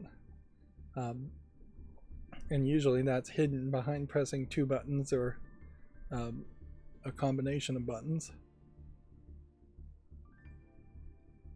And you'll have a hip wash mode, and half the time it seems like hip wash just means butt wash, whereas bidet means lady parts front wash. But yeah, this is supposed to be a video game show, and I'm talking about bidets, so that shows I'm not paying attention much. So let's get back to video game news here, and maybe edit out all of that from your mind. The Wizard with a Gun developer Galvanic Games has shut down. Sales were not strong enough to sustain the studio. Inherently, the video game industry feels like it's in crisis. I think a lot of the crisis is exaggerated and made up, but I think there is a real point here where people have access to a lifetime's worth of games on Steam and PC already. They don't really need to buy new games. They aren't super hyped on brand new games, and they might be somewhat hyped on the next Call of Duty or the next Halo, but even that is waning in attention. And so, new company trying to make a new AA game, single A game, is just not succeeding well enough and making enough money, it seems, in most cases. Publishers don't want to fund the development of games, and the cost of games to develop a game is going up and up and up. One thing the Godot engine could help with that certainly is licensing fees on engines being used. But yeah, the bubble is going to just have to burst, and gamers will be fine if it does. And outside of that, we need to have just slightly lowered expectations on what a game is, and no more tentpole quadruple A $100 game projects. We need to be happy with what we've got, which is more than good enough. And there is a big split between people making mobile games and or even Switch games in that level of quality, and then people trying to make 4K games for PC or hyper realistic games like Hellblade 2 for Xbox and PlayStation. Hellblade 2 is a great example of where the games have gotten too visually polished and aren't even, in that case, particularly well designed. This is the culmination of decades of people being obsessed with graphics, which, in fairness, games did look pretty awful in the old days, but we fixed most of those problems. We don't need more ray tracing. We need better writing. We need better gameplay loops. We need better puzzle design. We need better entertaining aspects, because it's way too easy to take visuals for granted.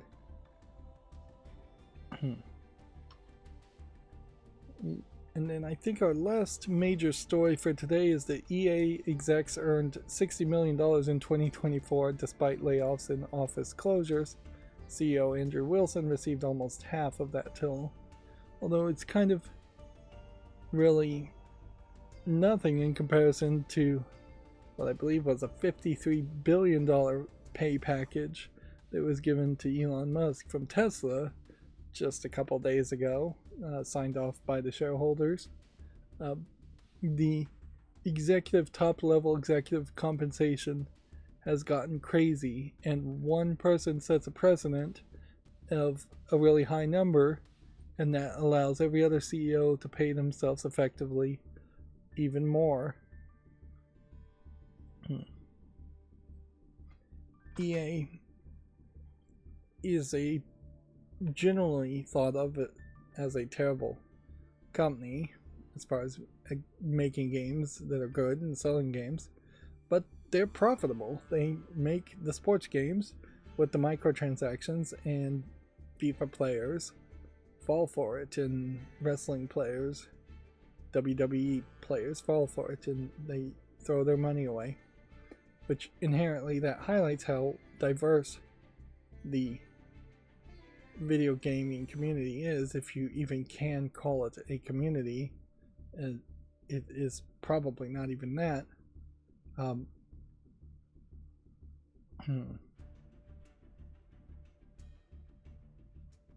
So yeah, there's just a very different experience for FIFA players and what they want and how they want to spend their money compared to every other gamer out there that isn't a FIFA player and the sports players. What I typically used to describe as the gamer bros, and I think I still do describe them as the gamer bros. Let's see. We also had an article pop up here saying CI Games and Epic Games team on EGS exclusive Lords of the Fallen sequel. So Epic Games is going to work with CI Games to make a sequel to Lords of the Fallen. That's what that headline means. Okay.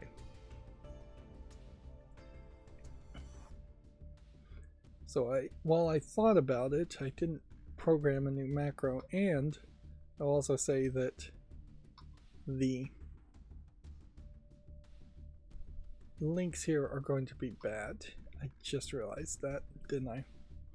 Yeah, my macro didn't work, so I manually clicked on all of the links of new games, which is going to send me back to June 14th, which I shouldn't have only gone back to June 15th.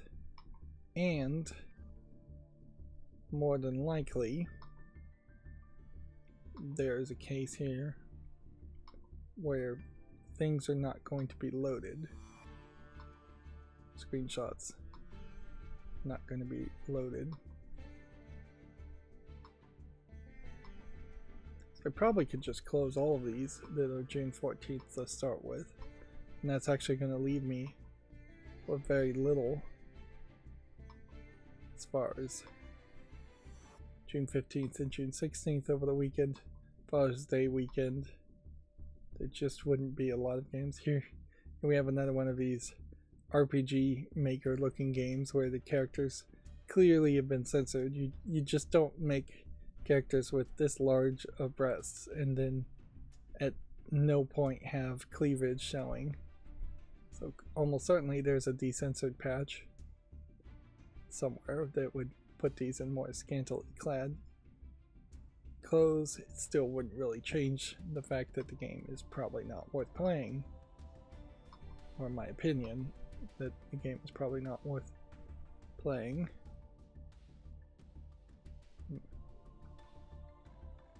Let's see. Try and burn through all of this as quickly as possible. This zombie game looks good enough that I might try it. So yeah, I mentioned I thought about it, but I didn't look at possibilities. Inherently, I kind of would like, I may have to have a macro just going in circles over and over again. Whoops, I just closed that. Didn't mean to do that. Oh well. But yeah, a macro just looping. Hey, I'm seeing a Greg Francisco on the chat saying hello. Yep, hello.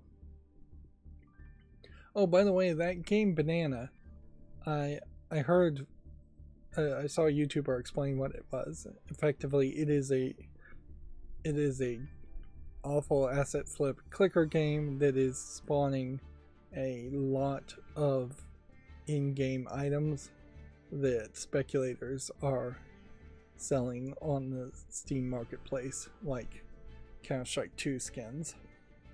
And that's why there's just a ton of bots playing it and a ton of people. Maybe there really isn't a ton of people playing Banana, but yeah. So effectively it's just a Steam marketplace speculation scam.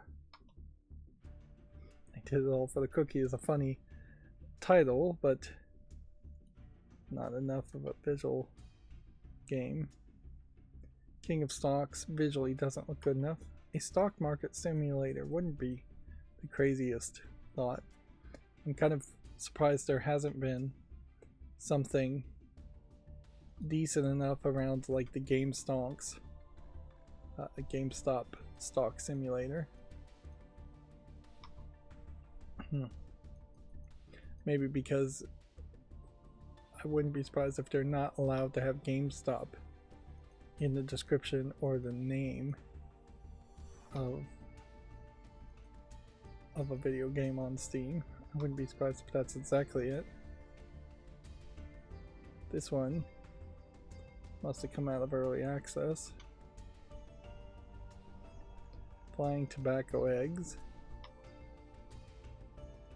That's a weird title. Knock Here is probably exactly like Banana.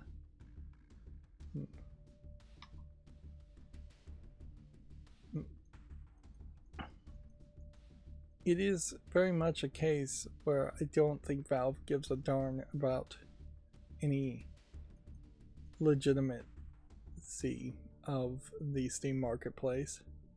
They are hiding behind libertarianism mentality, I'm sure, and saying it's just supposed to be a free and open marketplace over and over again as an excuse to not try and regulate any of that. Do I want to give this a chance? Nah. Here we have an anime 3D model girl in a shooter game, which we see a lot of those over and over again. This one I doubt supports English. It says it does, but I'm not seeing any evidence of that. And nope, not gonna care about find the hidden object games, finding cats or whatever. Heroes of the Higher Realms. This might be an actual older game. Here we have what looks like yet another Chinese porn game, if I was to guess, in that you have big boobed models in scantily clad lewd outfits, lewd positions, but I bet have no real content as far as gameplay and no real content as far as actual nudity. Yep.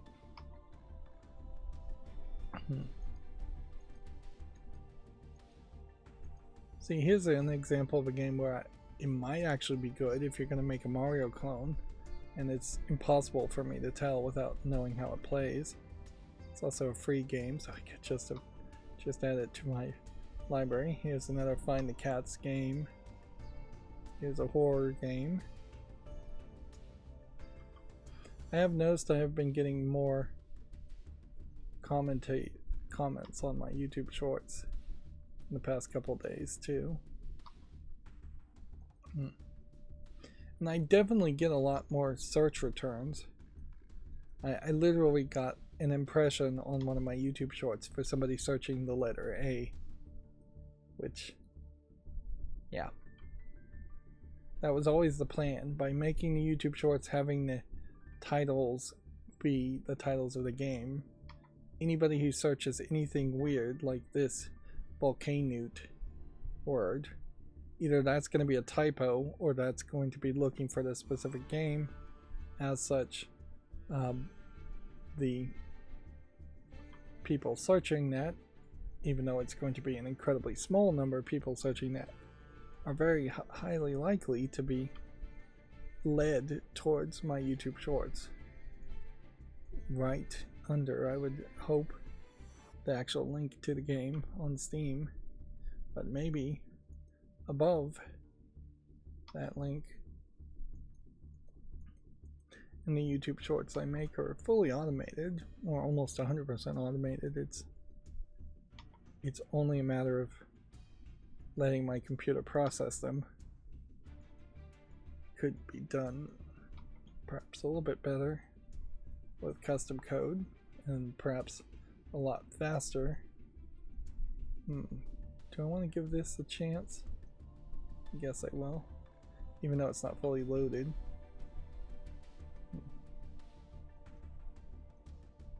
Give this a chance.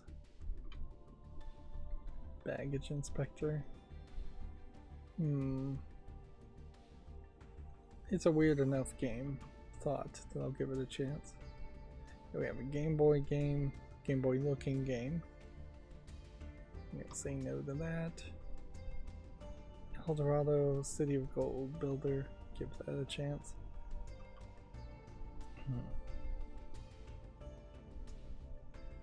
Yep. Bed rotting. Weird looking game. Yeah, I never know how to judge something that is this off the wall because it's just inherently unique. So it might be good, probably isn't, but I have no way of telling. Adventures of Nerdstan, I think I'll say no to that.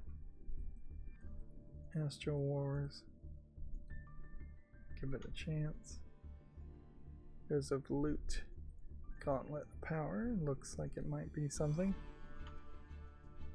Of course, the vast majority of all of the things that look like they might be something are nothing.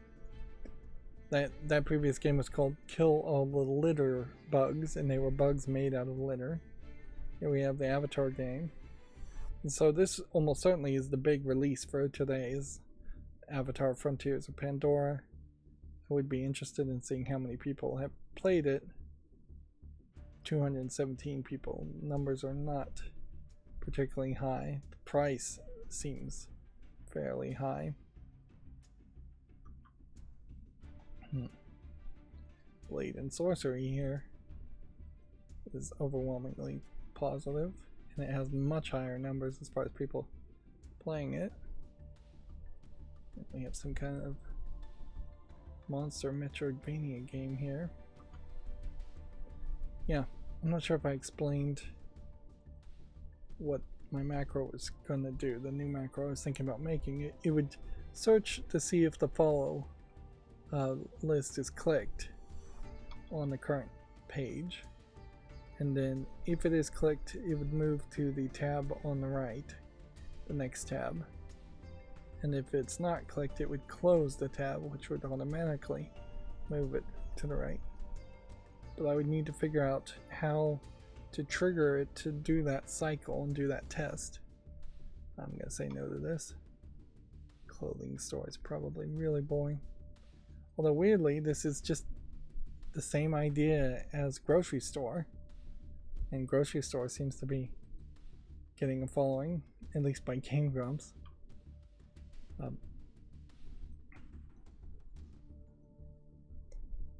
Ideally, it would be a middle mouse button click that would trigger it. But I don't think I can trigger macros based on a middle mouse button click. I'm not sure I can trigger them at all. Endless Labyrinth Runic Puzzles. Yeah, if this was visually polished better, I might give it a chance. Speaking of puzzles, I should also say I am feeling like I'm slowly weaning myself away from looking at Cracking the Cryptic. This is a weird, simplistic puzzle game with anime girl. Yeah, the variant Stoku puzzles by Cracking the Cryptic, most of them are too hard, and as such, I'm not even trying as much anymore. Yeah, which is probably for the better overall.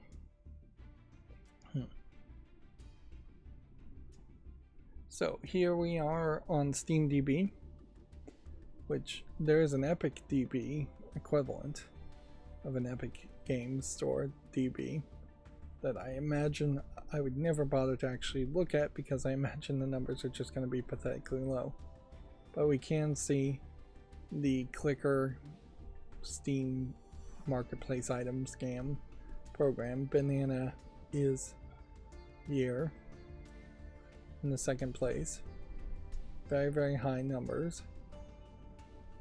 And one would assume this is people engaging with this are trying to sell things for just like 3 cents, which, let's just be honest here. The cheapest game that I've ever seen that's worth purchasing on Steam was probably 69 cents. Let's just say that. So 23 3-cent items would have to be earned and sold on playing this banana game to get you a 69-cent game. It's not worth most people's time. It's not worth the amount of electricity your computer is going to burn doing that. It is very much like getting into Bitcoin years after Bitcoin had already been invented, and like today getting into Bitcoin makes no sense at all. Or getting into cryptocurrencies in general probably doesn't make too much sense. But yeah, the people that it might benefit are people who are making less than 7 cents a week. Then all of a sudden maybe it makes sense, but then how would somebody who's making less than 7 cents a week have a computer? That is a question. It's mostly going to be kids who just who hope that they could get something of decent value and sell it for maybe $3 or $4. But you're not going to get a good game even at $3 or $4 in most cases. You need at least $9, yeah, $10 before you're going to be able to even buy one game. I would assume that a significant amount of the player base here are bots, and I would like to see Steam in general force games to have some kind of bot detection built into all of their programs, that there's just a wrapper program around the Steam client that detects bots, detects scams like this, and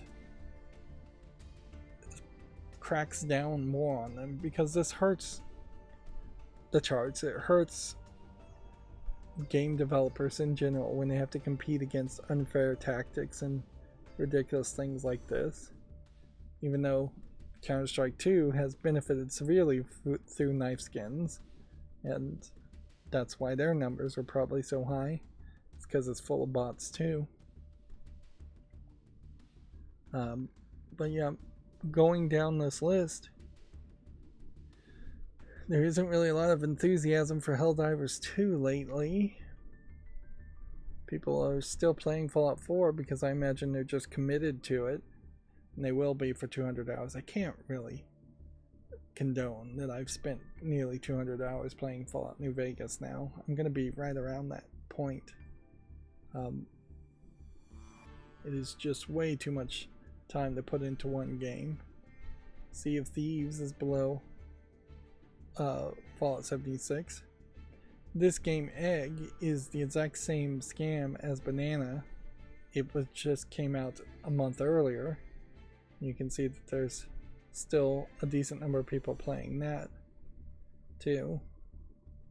One of the things also to mention about Banana is a lot of the items that you get are copyright infringing as far as the icon.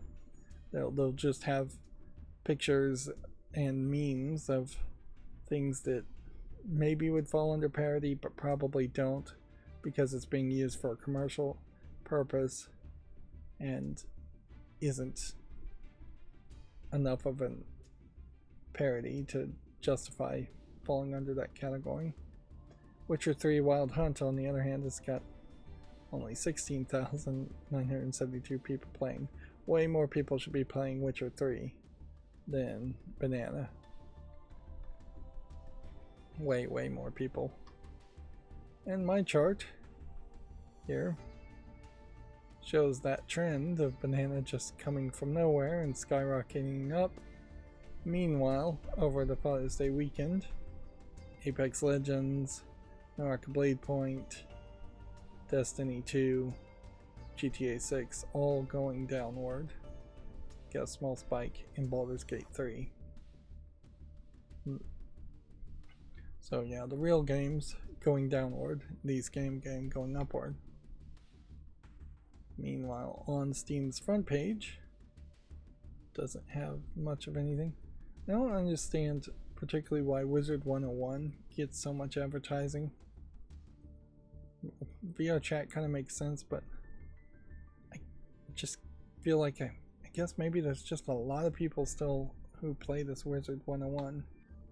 Looks like a card game, open world, player versus player game. So yeah, I could see why that would work. Back for Blood here. Mix reviewed is 90% off, down to $6, which if it sold originally at that, they would have never made enough money. But yeah, that does highlight how poorly that was received.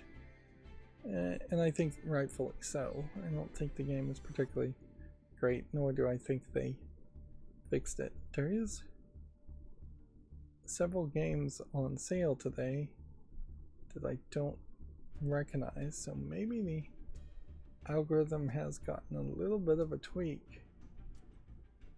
Yeah, usually I would see the same things over and over again,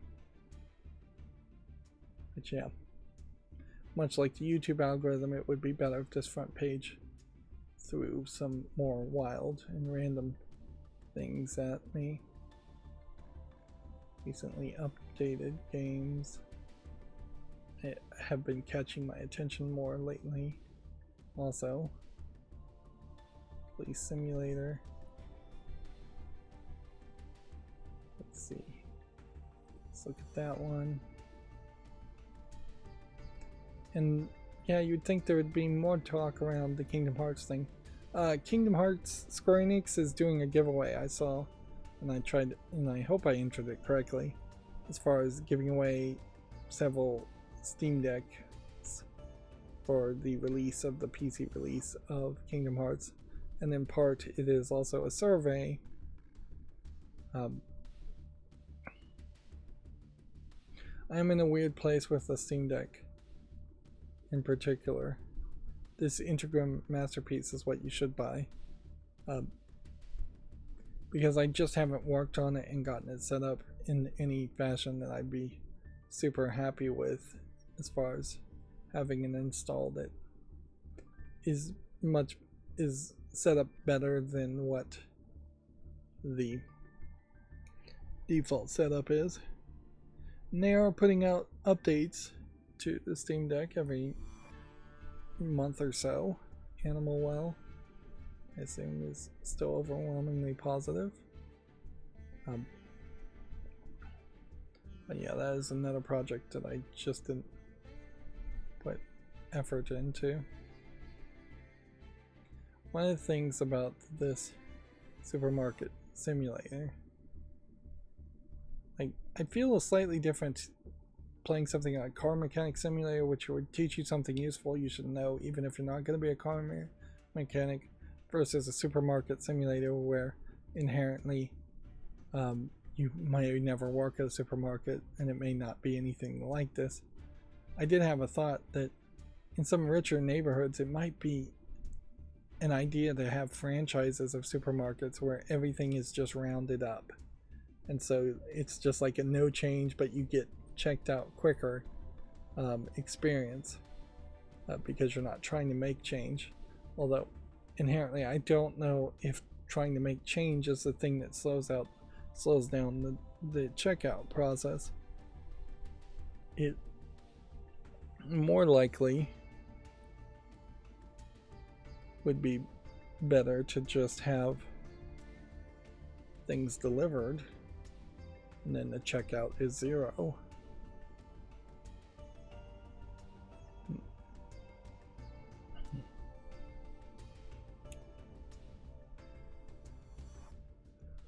But yeah, there are also laws against like rounding up and rounding down prices on things, so you'd have to be careful not to run afoul of those laws. Right, so yeah, in Game Grumps while he's playing it, you can hire a checkout person, and he hasn't bothered to do that in 3 episodes. Whereas I think if he just hired an employee, he could run around restocking shelves. This effectively starts off as a bodega with just a few shelves. Just a tiny little bodega. Not what you would call a supermarket. Not even really what you would call a market by my definition. Eventually, either this game or a different game expands further, and you get a very large building where people are going up and down aisles. This is one of those games, though, also where you are just doing jobs. You're simulating a job. And that's just crazy.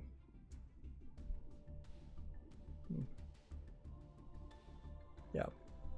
You can get fairly big here on it. Not as big. I do think I've seen a different game with a that would be bigger than even that.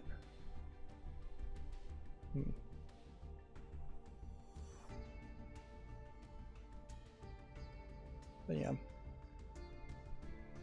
On the other hand, Police Simulator here also is doing a job, but it's a thrilling and exciting job most people won't do, and I imagine it's probably somewhat of a fictionalized job that's not as grimy or seedy as being a real police officer might be.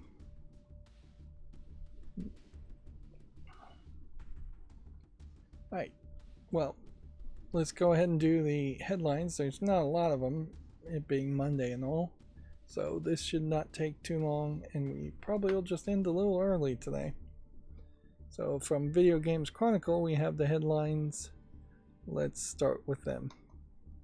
Lords of the Fallen sequel coming, and a PC version is going to be an Epic Games exclusive. Epic Store exclusive. Bethesda is targeting annual story expansions for Starfield. The Shattered Space expansion likened to Fallout 4's Far Harbor in terms of scope.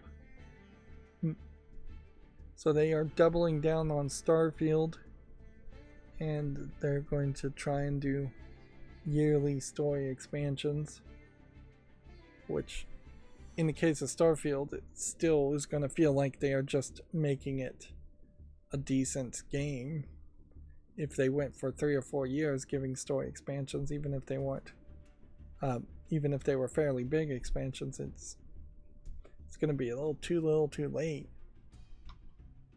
Bethesda won't rush Fallout 5, Todd Howard says. The next Nintendo Direct has been confirmed for Tuesday. We'll have more news to talk about on Wednesday when I stream, I'm sure.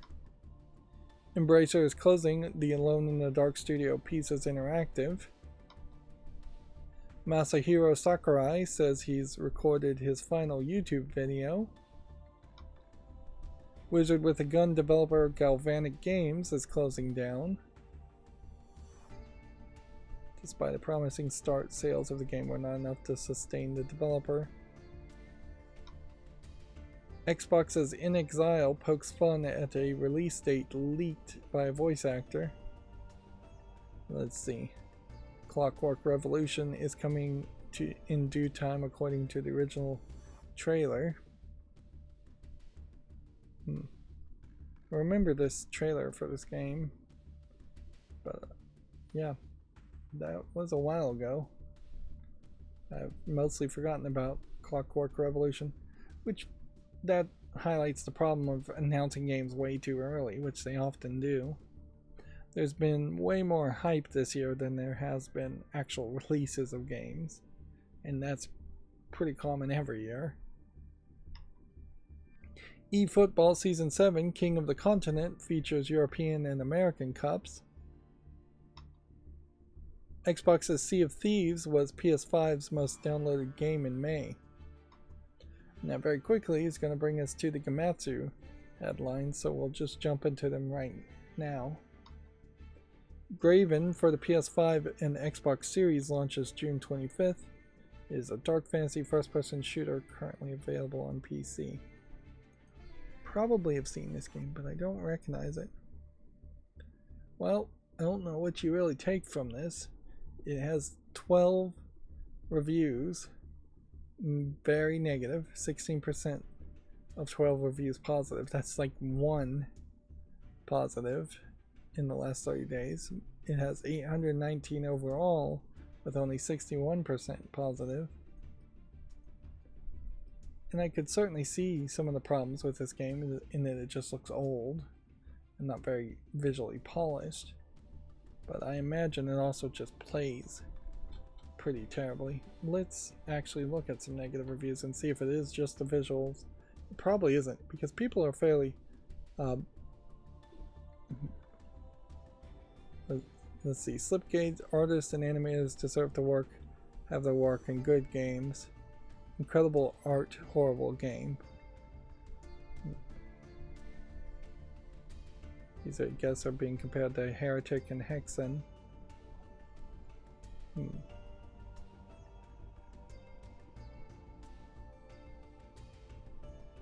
Unfinished mess.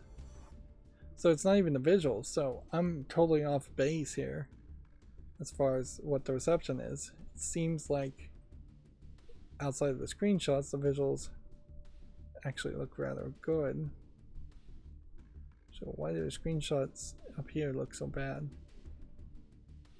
I mean, I have to assume they just picked the wrong ones. Yeah, but yeah, it's actual gameplay that people are seemingly hating. Interesting. Crazy that the game would come to consoles when received so poorly. But I guess they have no reason not to try, at least. Particularly if a publisher demands it or funded it. A pirate-themed action game called Captain Blood launches this fall for all consoles and PC. There have been a few pirate-themed games released by bigger companies. This one, though, has the feeling of more of a single-player experience, which I think that might work a lot better. Although, in a lot of ways, this looks like this is more of a beat-em-up hack and slash, not Devil May Cry game, although that might be a good comparison. I was going to say God of War looking game, which I think that might work too. Certainly you could have a pirate character that is like Kratos, running around fighting sea monsters and fighting other pirates. It's intriguing, and in a funny way, this is kind of a great example of where you don't need hyper-realistic graphics, and that's not going to lose your audience. It looks maybe a little rough here, but not terrible. A Nintendo Direct has been set for June 18th. 40 minutes focused on Switch games coming in the second half of 2024. A Quiet Place: The Road Ahead has been announced for PS5, Xbox Series, and PC, developed by Stormmind Games. And I love this, I have to point out. I absolutely love that I can make a YouTube short that has a quiet place in the title, and then when people go on YouTube or Google and search a quiet place, there's a small chance they will be suggested my YouTube short, and then inherently disappointed because that's not what they're looking for. But you know what? I'll take what I can get as far as YouTube goes. Let the algorithm sort that out. And in fairness, my video would be relevant until the game actually comes out, because I would be presenting information that wouldn't be available otherwise. The Alone in the Dark reboot studio, Pieces Interactive, shuts down. Apparently this has been confirmed at this point by Embracer Group. Fate Samurai Remnant DLC, Records Fragment, Bailong and the Crimson Demon launches June 20th. Fate Samurai Remnant. I'm not as familiar with that in the Fate series. I did look at Hulu as far as all the anime that's on Hulu, although in the United States Hulu's lineup is likely to change in a matter of weeks, if not maybe a couple of months. And there's quite a few older anime series like the Fate series that are based on either light novels or mangas or animes, but then a lot of them are also based on visual novels like Steins Gate. So there is a Steins Gate anime, there's a World Within Ends With You anime. And see, if I was really on the ball and just had a ton of free time, I would probably be a better critic if I watched the spin-off animations for things that were originally video games, like Steins Gate as a visual novel.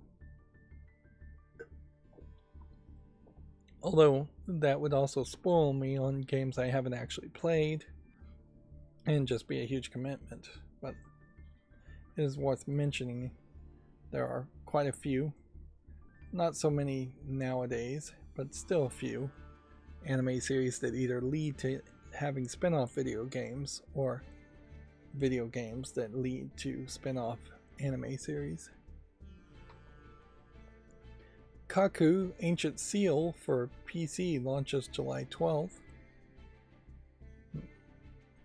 Open world action adventure game. This looks interesting. All the screenshots wanted to load in. See, inherently I'm always looking for something that could be a Zelda Ocarina of Time type game for PC, and yeah, there's usually nothing anywhere close to it, unfortunately. Even the new Zelda games not feeling the same as the nostalgia I have for Ocarina of Time. Ocarina of Time was definitely a product of its time also, so it gets a little bit more praise than it deserves. I'd say just a tiny little bit more, but a little bit more for being released and having no real competition. This week's Japanese game releases are Elden Ring Shadow of the Erd Tree, Mushoku Tensei Jobless Reincarnation, Quest of Memories, and more. Yeah. This is a interesting random combination of characters here. I don't know what that's all about. Also, Radiant Silvergun is physically released for the Switch, and Spirit Hunter Series Complete Collection was released for the Switch. The digital releases are increasing in Japan more and more. They are focusing more on Steam, I think, these days too, on this list. Gamatsu may be doing that. But yeah, it definitely is looking like the next generation of consoles will be all digital. Inherently, if PlayStation 5 can only make discs that are 100 gigabytes big, and the Xbox Series X can only use Blu-ray discs that are 50 gigabytes big, that's not enough space. And you are hitting a point where you could probably get a 128 gigabyte micro SD card for probably just a few pennies, maybe a few nickels, maybe even a few dimes more than pressing a Blu-ray disc. Because I imagine the physical process of making a disc probably costs 30 cents or so in bulk. I imagine getting 128 gigabytes of slow read only micro SD type devices, because they're more commoditized. I imagine you could get those for maybe 60 cents at most for 128 gigabytes in bulk. Maybe way less than that. I'd probably have to do some research. I really am just making up numbers in my head. But yeah, it may very well be the case that if there is anything like a disc in the next generation of consoles, it's just going to be cartridges, like the Nintendo Switch uses cartridges. Otherwise, it's all going to be digital and downloads.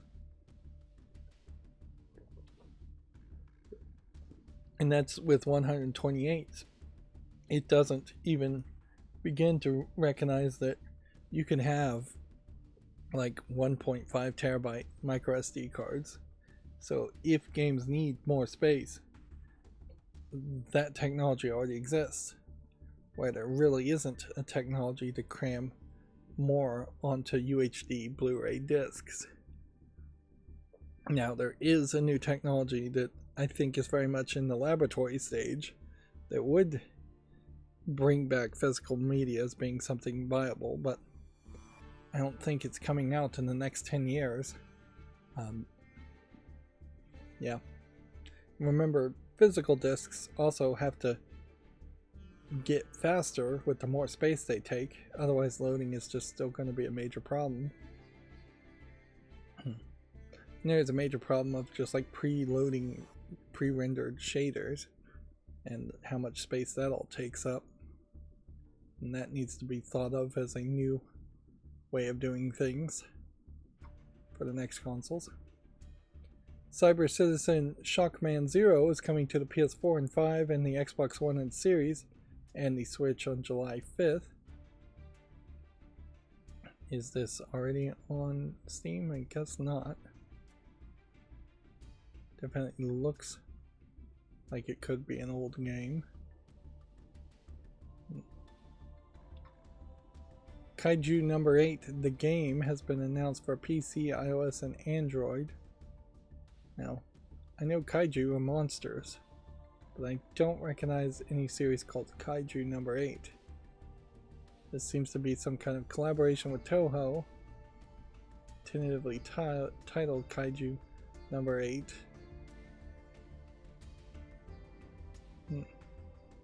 Kaiju number 8 is a manga series that's been serialized in Shonen Jump since July of 2020.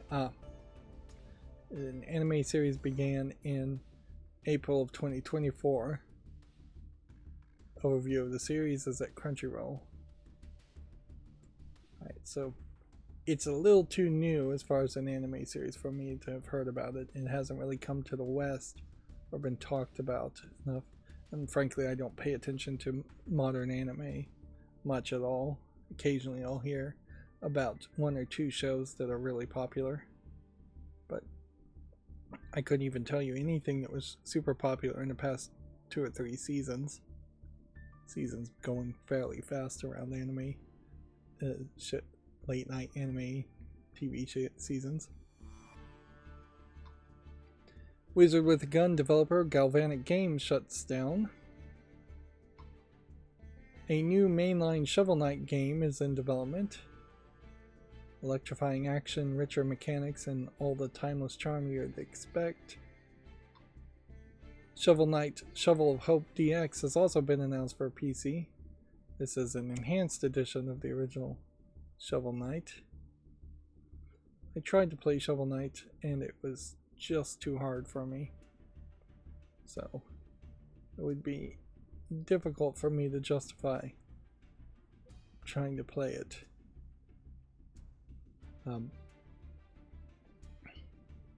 Playing an enhanced game when I didn't even finish the first version of it.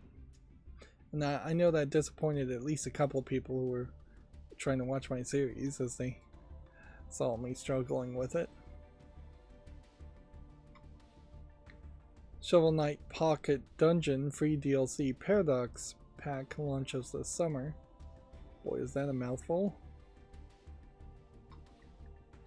And then Shovel Knight Dig is coming soon to the PS5 and Xbox Series, with a free DLC Wicked Wishes announced.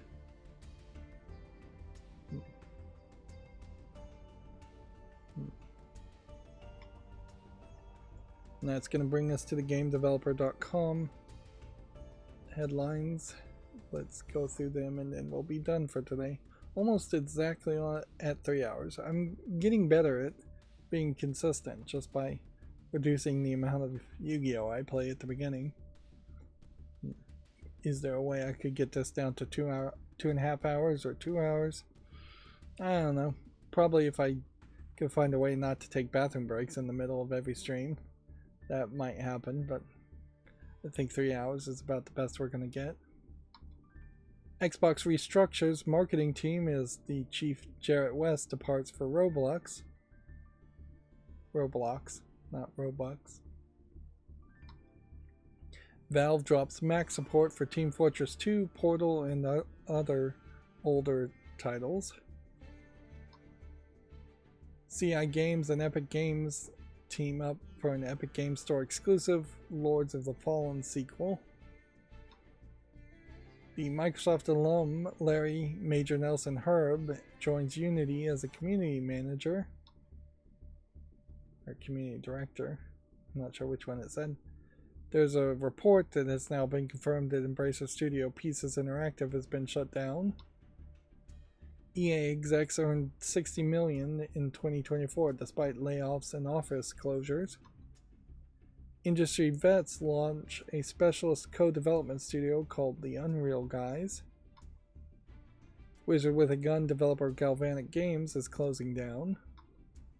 Sea of Thieves is already a top game on PlayStation 5. People clearly are playing Sea of Thieves. I just don't know who they are. But see, at a certain level, that just speaks to the robustness of the gaming community, if you can't even call it a community, that there is just a major group of people who are playing Sea of Thieves, and they're not talking about it anywhere where I'm listening, and they're having their entertainment, and good on them for having their entertainment, but they're not reaching me or preaching to me to play this game, although inherently I never play multiplayer games anyways. ZeniMax Union has secured Juneteenth holiday for all ZeniMax staff. We talked about this, I believe, in the last stream. And yeah, that's going to be the end of the show. So, as always, I ask you to like, share, subscribe, comment, and keep on watching. Thanks.